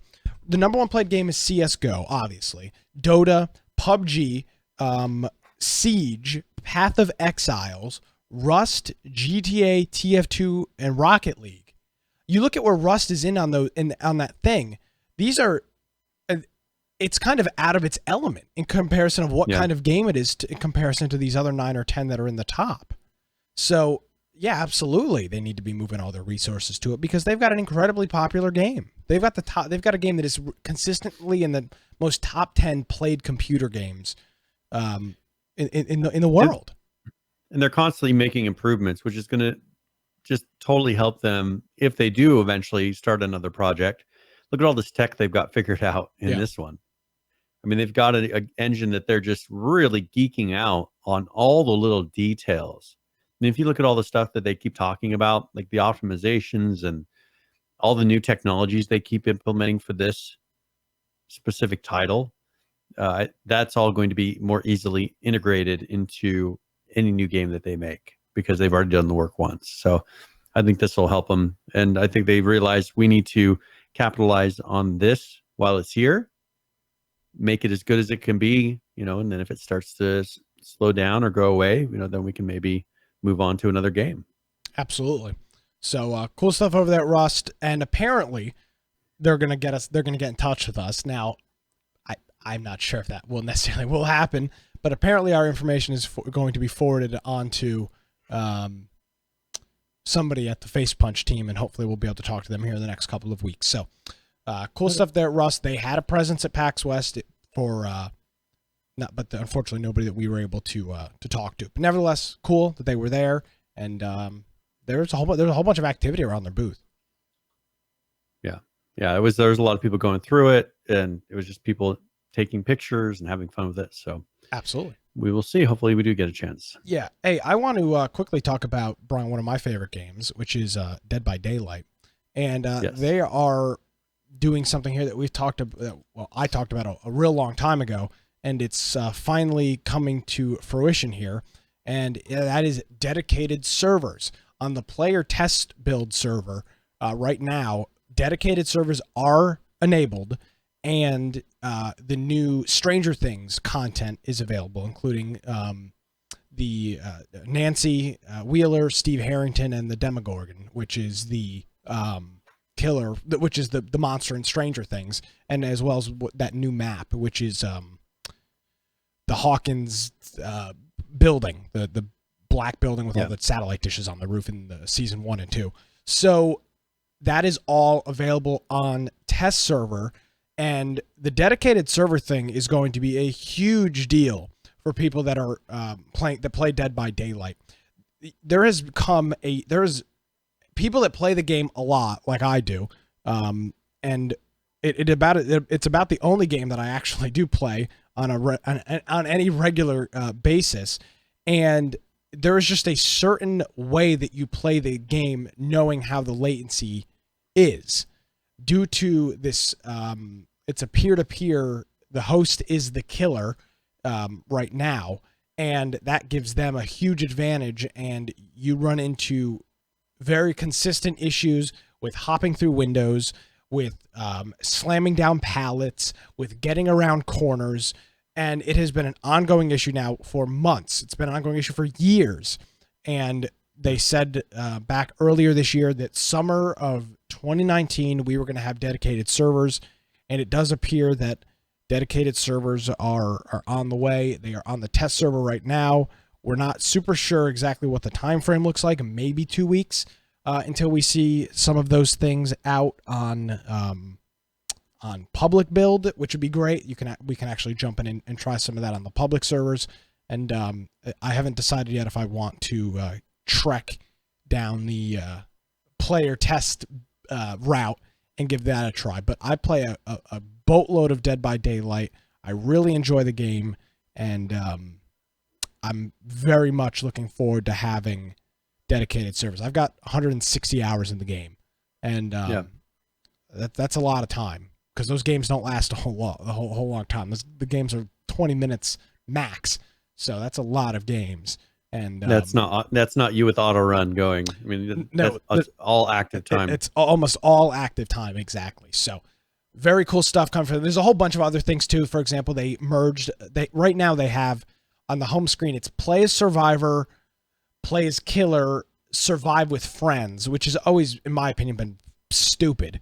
I mean, playing as a survivor and surviving with your friends is the exact same mode. It's just there's no party system. So they've merged survive with friends grouping functionality into play as survivor, as it should be. So we'll have one less big item menu on the front screen now. With the friends list, you can now see who is online and invite them to play or request to join an existing party, all from within the game. So they'll be moving away a little bit from using the Steam overlay to invite people. And now there are actually in-game notifications. Invitations to parties, requests to join, leaving and joining a group. And now here's the big one, Brian. Survivor parties now stay together between games. So nice. I had that weird menu thing that pops up, or click around. If I could stay with my party, I'd have probably less than 100 hours in the game. I've spent probably 60 hours re-inviting people to games after we finish a game and have to I always thought that was weird that it pretty much killed your group. Stupid. Very stupid. It just didn't make any sense. But nevertheless, there were issues. People have voiced their concerns, their complaints, and it does appear that we're going to have a pretty big update up here in the next 2 weeks, and we'll cover all of those features when those are available for the regular client. But that's on the player, the test build of the game. The P2B is available right now, and that is what's going on with Dead by Daylight. Cool. Well, there's a game that we talked about a while ago, and they were in alpha, but they did 1.0. So this is Green Hell. They actually have a launch trailer. Okay. So if you want to play that, and this is just kind of a cinematic type of thing. Yeah, let me get that. And then we'll talk, and then we can talk a little bit about the 1.0 that they're actually releasing right now. All right, so here we go. This is a trailer for Green Hell, which is a game that is now in 1.0. Do you even remember how you got here?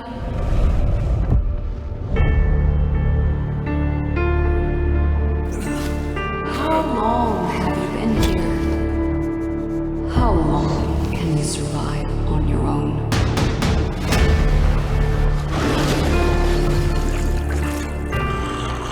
Weeks passed. You still think you can save me?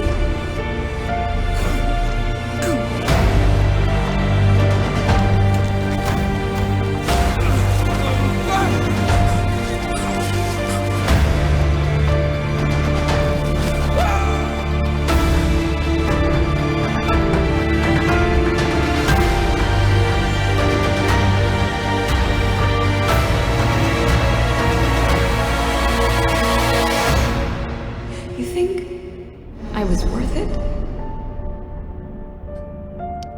All right, 1.0 is out now for Green Hell. You can go ahead and check that out. It's greenhell-game.com. Brian, can you give us a quick recap on what Green Hell actually is and what we can expect from it? So this is an open world survival. Now it's a single player. Mm-hmm. So this is, and a lot of what this 1.0 had, it was a big story update to it. But it is one where you're pretty much, I mean, it's definitely survival. You're in the Amazon forest and you have to journey through this story and kind of figure out what's going on. Now, it has a lot of crafting. It has all the elements of survival. Its recent ratings, mostly positive. Overall ratings are very positive. So it's getting pretty good. I mean, because we know how the review system can just trash somebody. Yeah. And this is an indie studio that made this, but definitely worth checking out. They're calling it a realistic survival sim.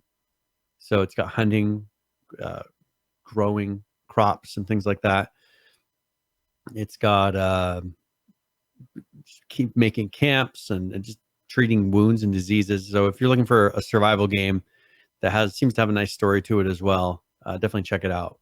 And it just came out. It's good price too, $24.99.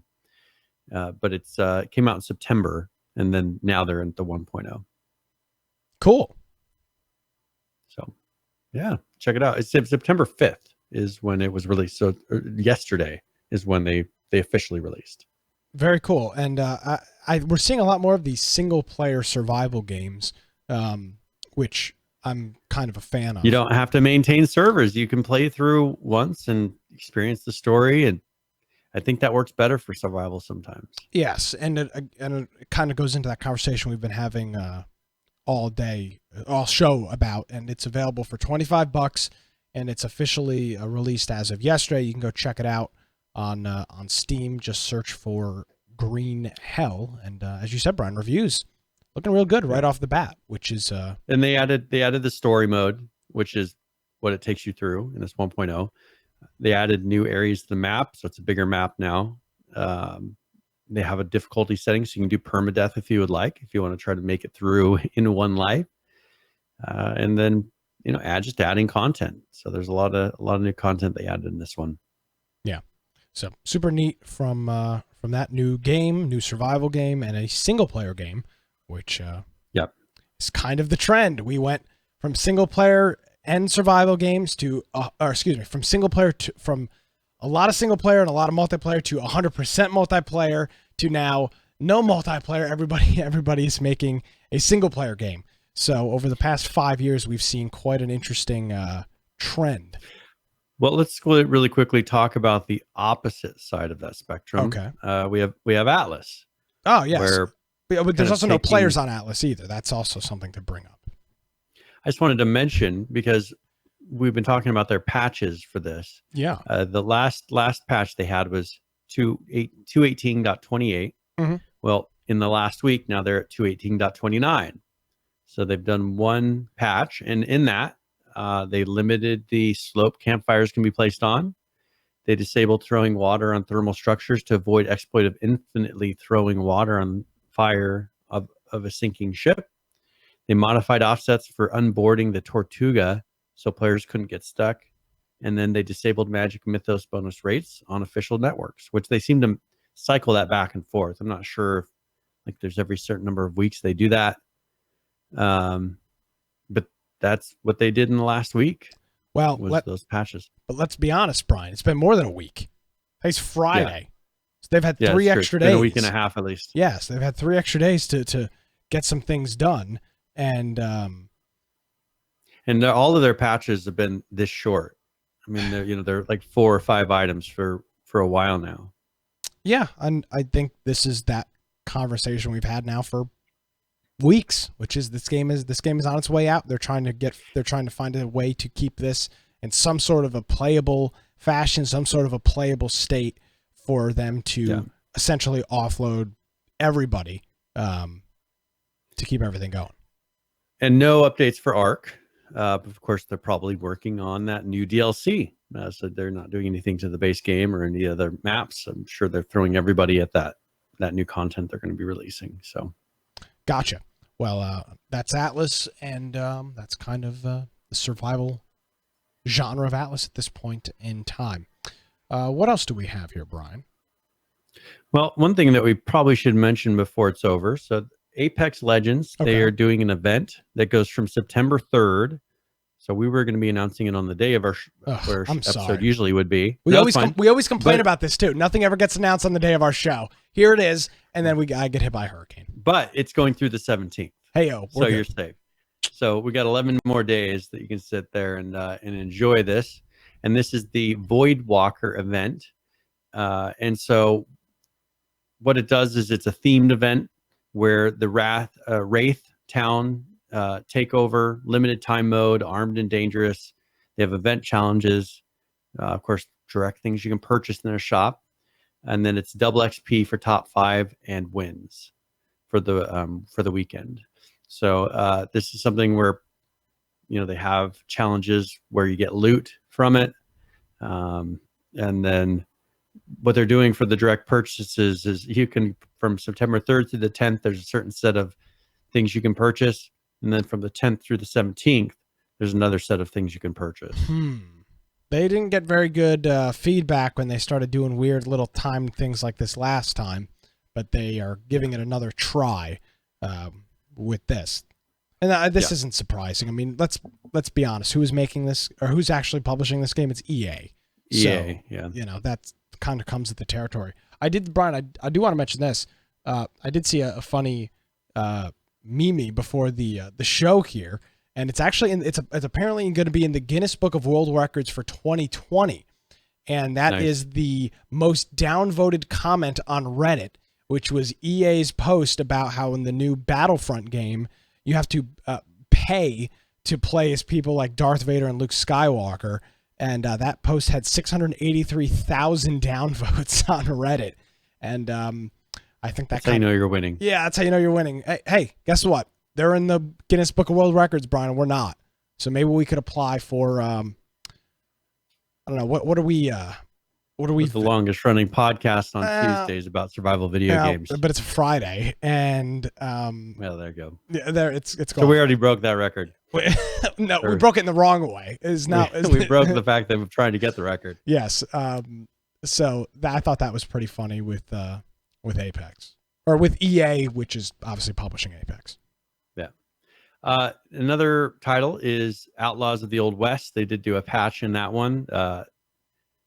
They made some changes to single player. If you want to do it single player, they made that more efficient. Before, they were having a dedicated server that would run in the background when you're running single player, and then it was connecting to that. Now they have it to where it's all running by itself. But why would that is so convoluted, though? It's probably taking shortcuts in coding and not wanting to do something twice, or every game is a multiplayer game. If you're connecting to a single player server, it's still multiplayer. Wow. Yeah, so when you're doing a local game and it spins up a server in the background and you're just a single player connecting to that server. So not the best way to do it. No, it doesn't seem the most efficient way to do it. So that was one of the main things. Other than that, it's fixes, not a ton of updates that you've seen from this game recently. So it's kind of interesting to see where they're going. Are we going to continue seeing updates? Well, maybe we can look at the player numbers at some point, but I'm assuming they're not super high for this game. We could look at them. We could do a quick little thing here after current players, and we could take a look at their numbers and see what's going on with them. But yeah, this is another one of these games that has got a likely a small following of people that are going to try to keep it alive. Speaking of games with small followings, I got a couple of messages this week from, and I haven't had a chance to get back to him because I've been a little preoccupied, but from the gentleman that is doing the remake of the H1Z1. And he said, hey, Nick, I just wanted to give you an update on the state of the project. Making a remake is pretty useless part if it's going to be illegal to publish it. So I decided to just bring back the real Just Survive. I'm actually reversing the game to make it work in an offline way. This way, everything I do is legal.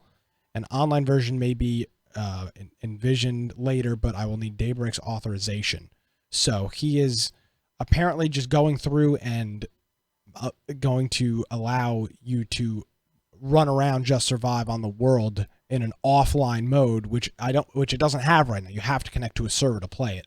So he's working on that. I don't know anything about the legality. That's not my. Well, maybe he's going to do like what they were doing that other game we just talked about of running a local server in the background. There's an actual use case for it. Yeah, well, that could be a use case. I'm not sure how the legality works as long as you're not modifying source code. I don't know. I'm not a lawyer. I'm not playing one. But that project. You don't play one on the radio. No, well, I do sometimes. I played Meteorologist on the radio the past couple of days. But that's the update of that project, and I'll reach back out to him when I get some free time later today, and we'll see what's going on with that project and what's going on with that. So there's a Discord. Cool. You'll find I'll put a link in the show notes for that. All right.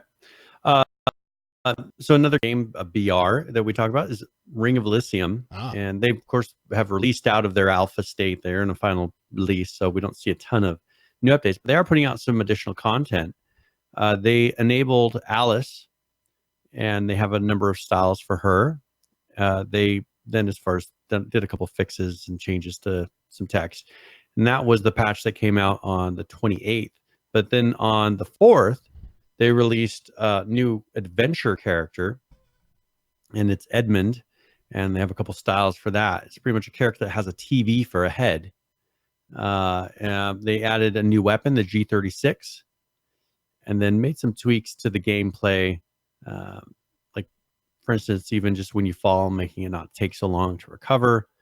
They're still tweaking and changing and adding new content to this game. Now, I would say the characters are pretty much cosmetic at this point because it doesn't actually change how your character plays.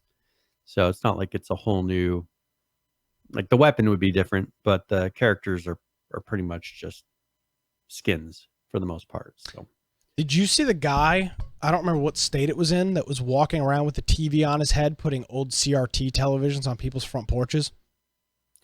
This was in the past week, and I wonder if there was any I wonder if ROE quickly banged out these skins after they saw this guy. Yeah, he was walking around with an old TV on his head and people's like videos of their Ring doorbell, and he was just putting like 19-inch CRT TVs on people's front porches and then walking away. Perfect. Now those people have to pay. Maybe he had a place where he's a ton of them and he didn't want to pay the recycling fee. And so he's just going, and it's a great way to get rid of them, make them pay them individually. Yeah, so I wonder if there was any motivation or any inspiration from that guy. I would say probably not, but it's quite an interesting coincidence. You never know. Hey, you do never know. That's an absolute fact. Tencent's doing some crazy stuff over there. So let's talk about your favorite game. Game that you talk about all the time. Talking about No Man's Sky? Yeah. Ah, great. The game that you purchased. I mean, you purchased right after it came out. No Man's Sky. I always get corrected. No Man's No Man's Sky.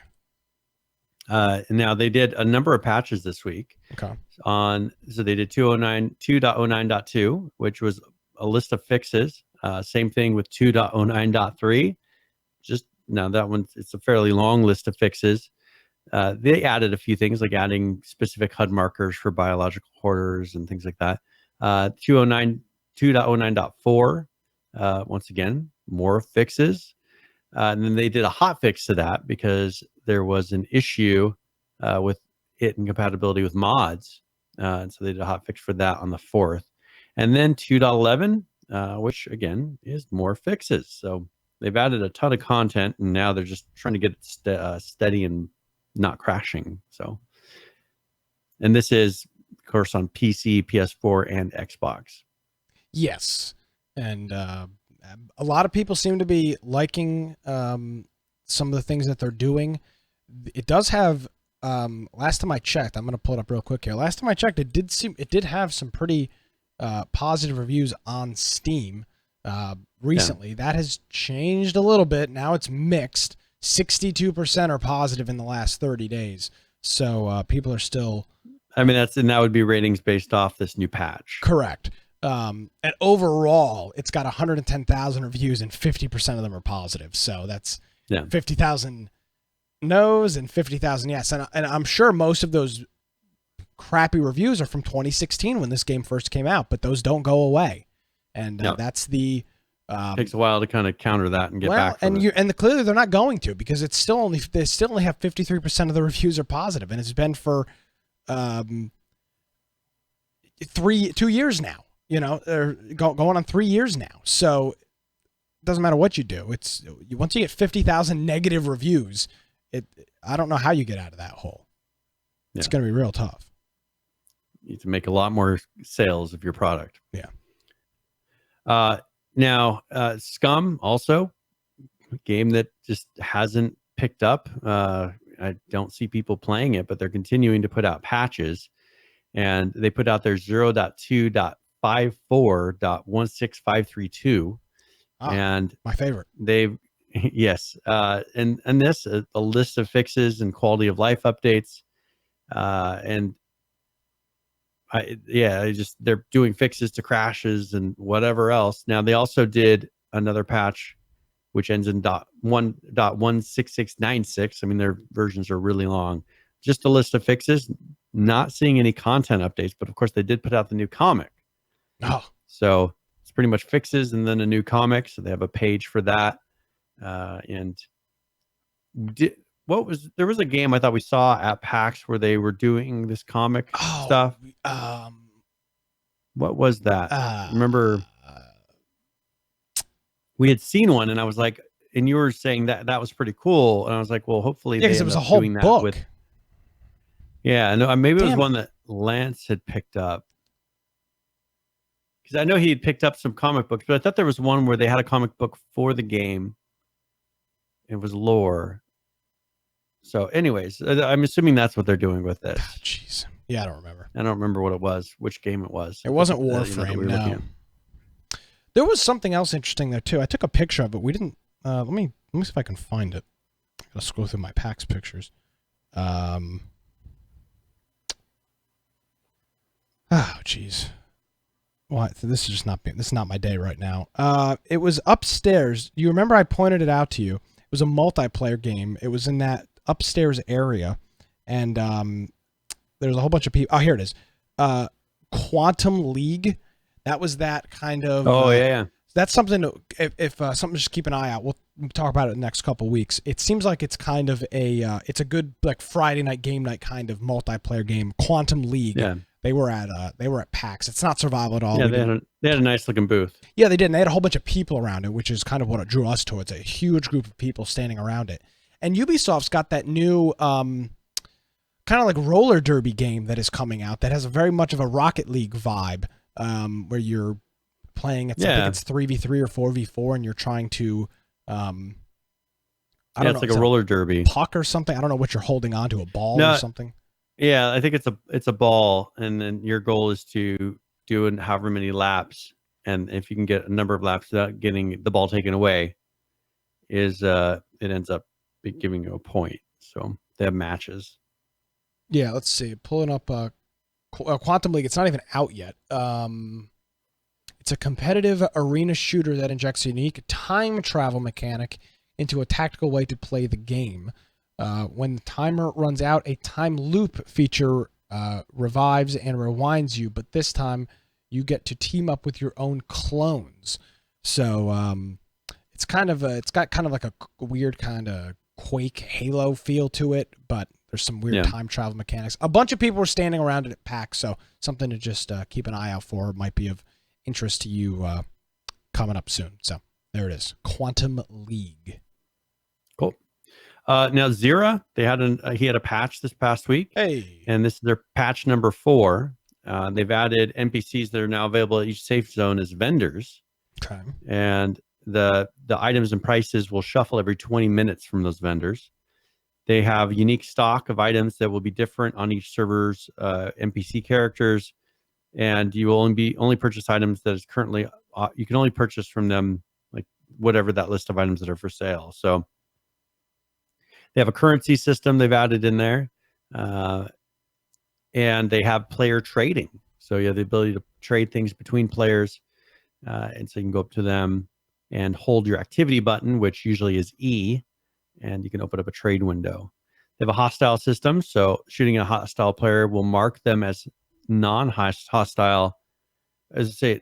Shooting at a hostile player while marked as a non-hostile player will now give you a 2 minutes of hostility. So you'll become a hostile player for 2 minutes. So if you want that to go away, you need to not be in combat and run away for 2 minutes.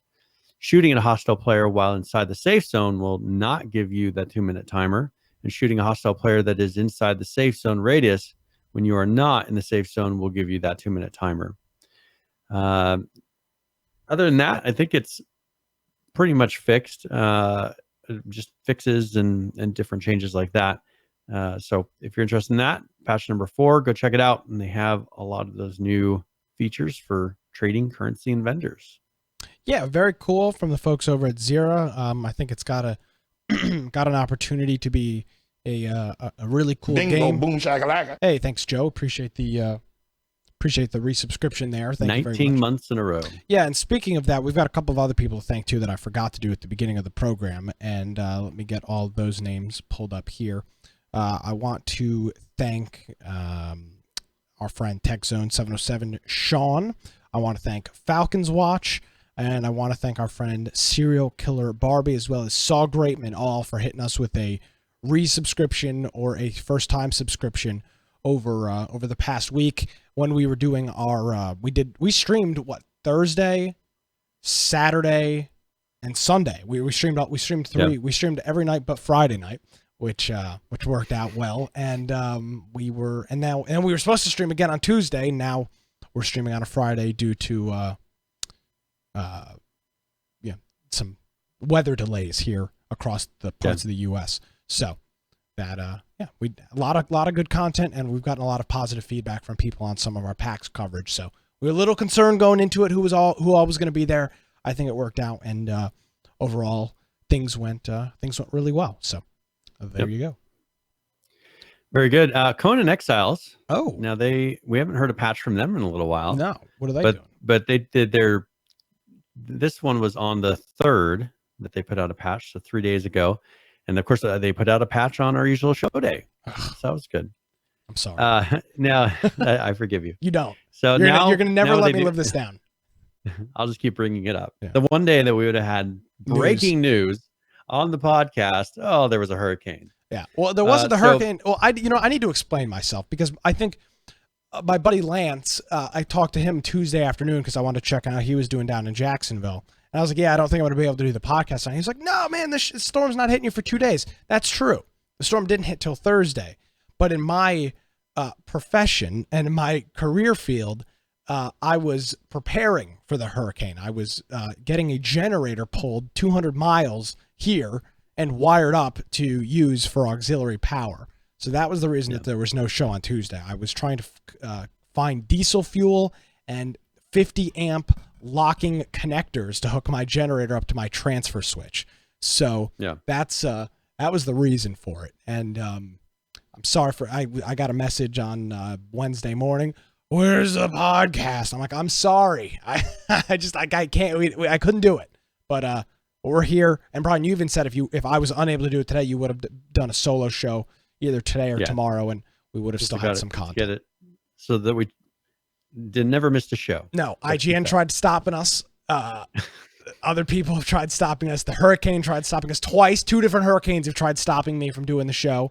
You traveled across the country. London tried stopping you, and Hawaii, and we're still here. Paris, we're back.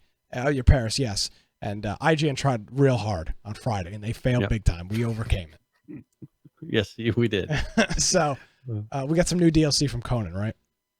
Yes. So what they did is they're calling it Blood and Sands. Now they actually go ahead and play this video really quick. and this shows some of the new look and what you can expect in this DLC.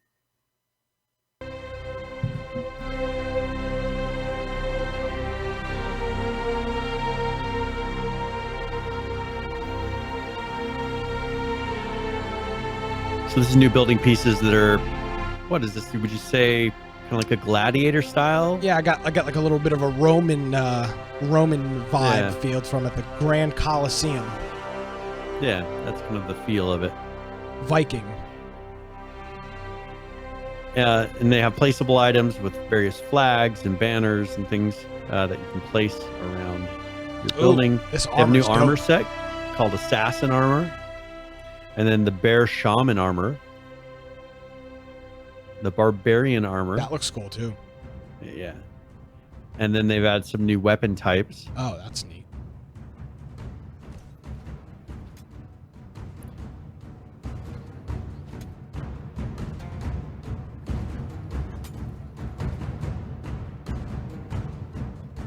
I like that big swinging. Yeah, they have thing. some unique sword swinging. And then they have a bloodletter series of mace and axe and sword And a hammer. and the shield.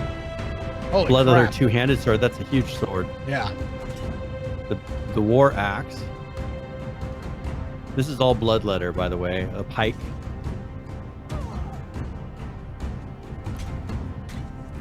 Poniards. Yeah, I don't know what those Bow. are. Wow. So that's the blood and sand pack. Pretty cool. It has, it has those battle standards and everything else in there. I like how they have you swing the two-handed axe and the two-handed, it's like a full. You're just doing a spin, like it's The broadsword. with the broadsword. Yeah, man. I'll tell you what, Conan Exiles has done a real bang up job with releasing DLC. There's never any griping. Nobody bitches and complains when they release DLC. They've done a really, really cool job. Now they've added some new animations, and I'm wondering if that's like that sword swing. They didn't really put, but they showed it a number of times in that video. So Yeah. I'm wondering if that's one of the new animations. Probably. Then some balancing and changes. So they're still working on that, putting in new content. And I think this is a big like role playing. There's a lot of stuff you can do in this. I think this really fits the community when what they want. So that is the update from Conan. And then is there anything else that we missed? I think we pretty much covered everything in the notes at this point. Yeah. So I think we're good. Anything else we need to talk about with PAX? As far as we'll have some new, as Nick said, we'll have some other interviews that we did next week as he gets them edited and uploaded. Yeah, and I'm trying to think. I don't remember anything that. Yeah, I don't remember anything off the top of my head that we need to talk about. I think we covered most of it on the Saturday show that we did out there, and then we'll have a couple more videos that'll be uploaded this week and shown on the show next week as well. So that'll be super cool. Yeah. All right. Very good. Well, I think that's it. Yeah, for the regular show. So, are we ready for current players? Yeah, let's go ahead and do that. And before we do current players, well, no, yeah, we'll do regular current players, and then we'll cover that at the end. All right, let's look at some games, some numbers, and the people that are currently playing those games. Let's start it off with Ark Survival Evolved, currently playing 35,451. The 24-hour peak, 43,691, with a 70 peak of 57,028. Let's take a look at Rust. They just wiped. That's why these player numbers are so much higher. 63,257. The 24-hour peak, 70,702. And clearly, that 70 peak is inaccurate. It would be right now at 70,702. Let's take a look at PUBG. Currently playing 127,494. The 24-hour peak, 629,844. With a 70 peak of 658,332. That is current players. And real quickly, though, before we fully wrap up current players, you asked me to take a look at Outlaws of the Old West. There are currently 245 people playing the game. The 24-hour peak is 326, And if we look at the 1 week high, it's 458. So that is what's going on with them. Their all-time player peak was 6 months ago when they released, and that was 4,751. So it's a small player base, but as long as it's paying the bills, I guess, development will continue and be able to continue. So that is that's pretty cool. Very good. Well, yeah, I mean that's like the lifeblood. As if there's not enough players, like what do you do? So hopefully they'll pick it up. Yeah. Are we ready? We never did a game giveaway. We'll just save that for. Geez, I'm sorry. No, it's fine. Like I didn't even think of it through the middle of the show like we usually would do. So we'll do it. We'll do a game giveaway next week. How about we do 2 game giveaways next week? We could live on the edge and do a double roll. Now we're talking. So let's go and read for tip of the week. Brian, what is tip of the week? Well, tip of the week is where I go through and either I will give a general gaming tip or maybe one for a specific game. And since the only game I've really been playing this week is WoW Classic, that will be tip of the week.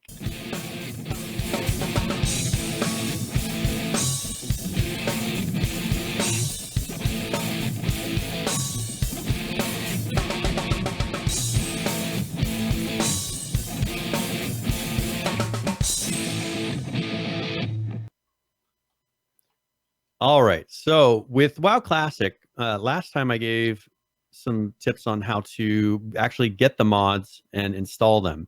Now, once you're in there, you may be wondering what mod should I be using? So I'm going to go through some different mods that will customize your experience, and that will really help you navigating WoW Classic, because this is not all the easy mode that they've put in the new WoWs they've taken out. And so I think this will make it a little easier to kind of get around the world and understand it. So first of all, you want to enhance your user interface in this. And one thing that you can do is actually replace the bars. So you'll have like bars that are set along the bottom that you put your icons onto. One that I use is called Bartender. And that's a very good plugin or add-on that allows you to place those bars wherever you want on the screen, change the layout of them, and really customize how they're ordered. Another one that you can do is GTFO, and I'm sure you can figure out what that stands for. And that is to alert you when you're standing in something that's harming you. So maybe you're standing in fire, maybe you're standing in acid or some sort of damaging material. That will just put up a little notification telling you that you probably shouldn't move. Now, here's one that's probably the most important for the leveling process. It's called Questy. And this will show you on your map. For instance, you have a quest where you need to go and kill a certain number of things. It'll show you where on the map those things are located, so you're not having to guess, because that can be very difficult in this. Also, there's a lot of other different ones that you can use. I just figured I'd list off some that you can check out. For instance, Mapster, Vendor Price, Bagnon, Bigwigs, Little Wigs. Bigwigs is for when you get to rating towards the end. Little Wigs is for the instances as you're leveling up. So as you're doing dungeons and things, they'll have things that will notify you of the timing of what the boss is going to do. It's just to help you out. Bagnon is really nice because it will make your bags, rather than having separate bags, it makes it one big bag, so it's easier to manage your inventory. And the Vendor Price, of course, that's so that you can tell how much something will sell. Maybe you don't need an item and you want to know which one is going to give you the most profit. That'll put it in the tooltip, what the price is when you sell it to a vendor. And then Mapster just gives you a map that doesn't take up the full screen. So those are all things that really help, but there's plenty of other add-ons you can go check out. So if you listen to the tip of the week from last week, go through and don't be afraid to install a bunch of those. They're updating them regularly. So you may find one that doesn't quite work right now. And the creator of that add-on may go through and update it in time, and it may be working. So continue to check and see if your favorite add-ons that maybe you used back in the day are now working in WoW Classic. So that is tip of the week. Oh, very cool, Brian. Thank you very much. And yeah,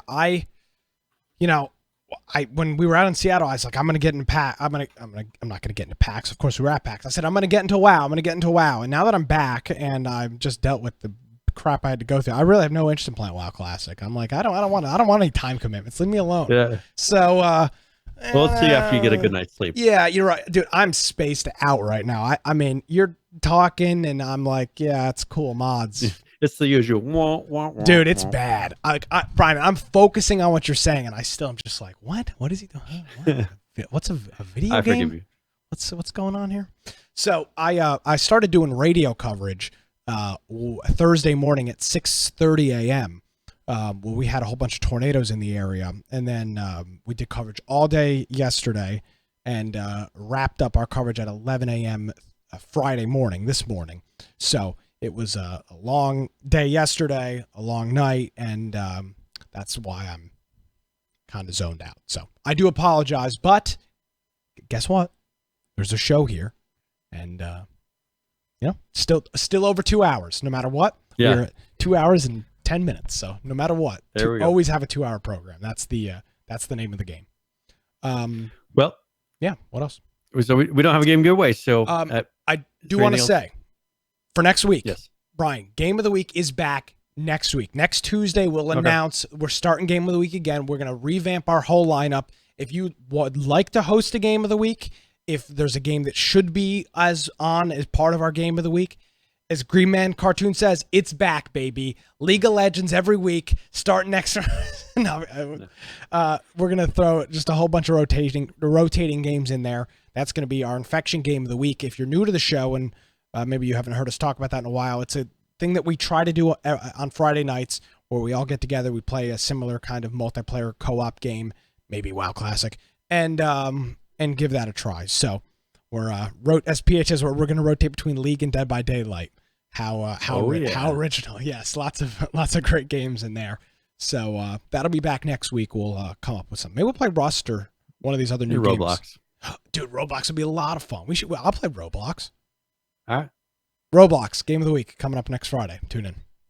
We got this. All right. Well, if you want to find me, I'm at Boise Computer on Twitter. Of course, my blog, biteoftech.com. Make sure you go and check out our website, infectionpodcast.com. And on the right-hand side there, you'll see a button that says join our server on Discord. And that's a great place that you can go through.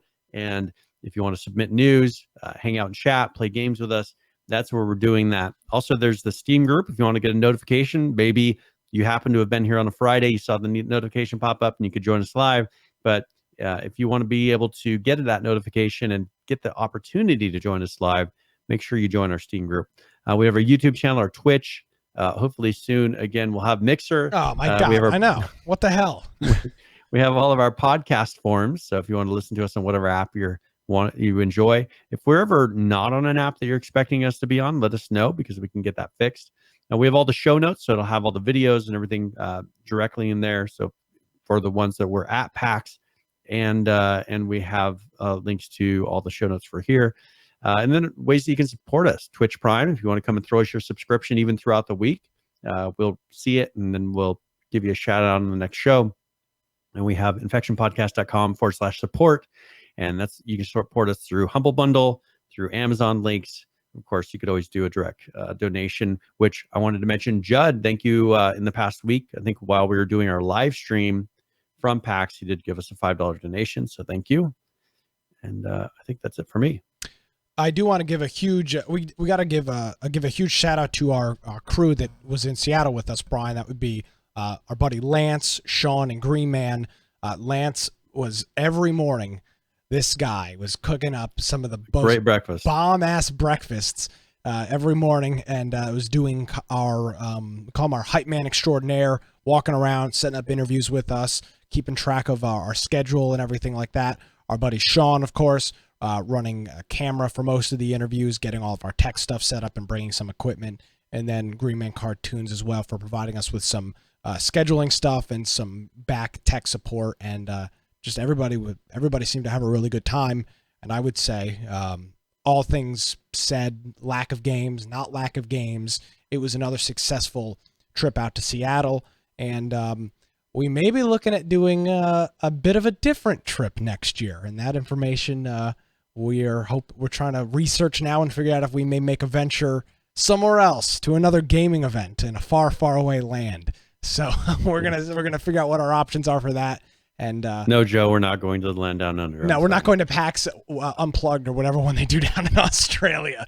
So we're looking at maybe another gaming event next year, which could be a lot of fun. So, Brian, thank you for making the schedule change work here as we are ending the show at the time we normally start the show. It's 7:00 on the East Coast. So thank you for making that work. I appreciate it. And thanks everybody for tuning in and dealing with our little bit of a delay. Things happen, but we're here no matter what. We're here doing the program. So Brian, thank you. I'll see you. Let's see. Saturday, Sunday, Monday, 4 days. I'll see 4 you days. Hopefully there's some news or it's going to be a short show. So I'll see you again in 4 days. We'll see you next Tuesday for the show and then next Friday for another game of the week. So thank you, Brian. I'll talk to you later, my man. Talk to you later.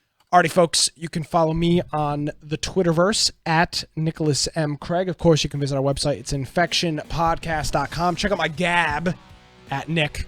Thanks for joining us. We appreciate it. Check out our YouTube, Twitch, not our Mixer. They banned us, and everywhere else.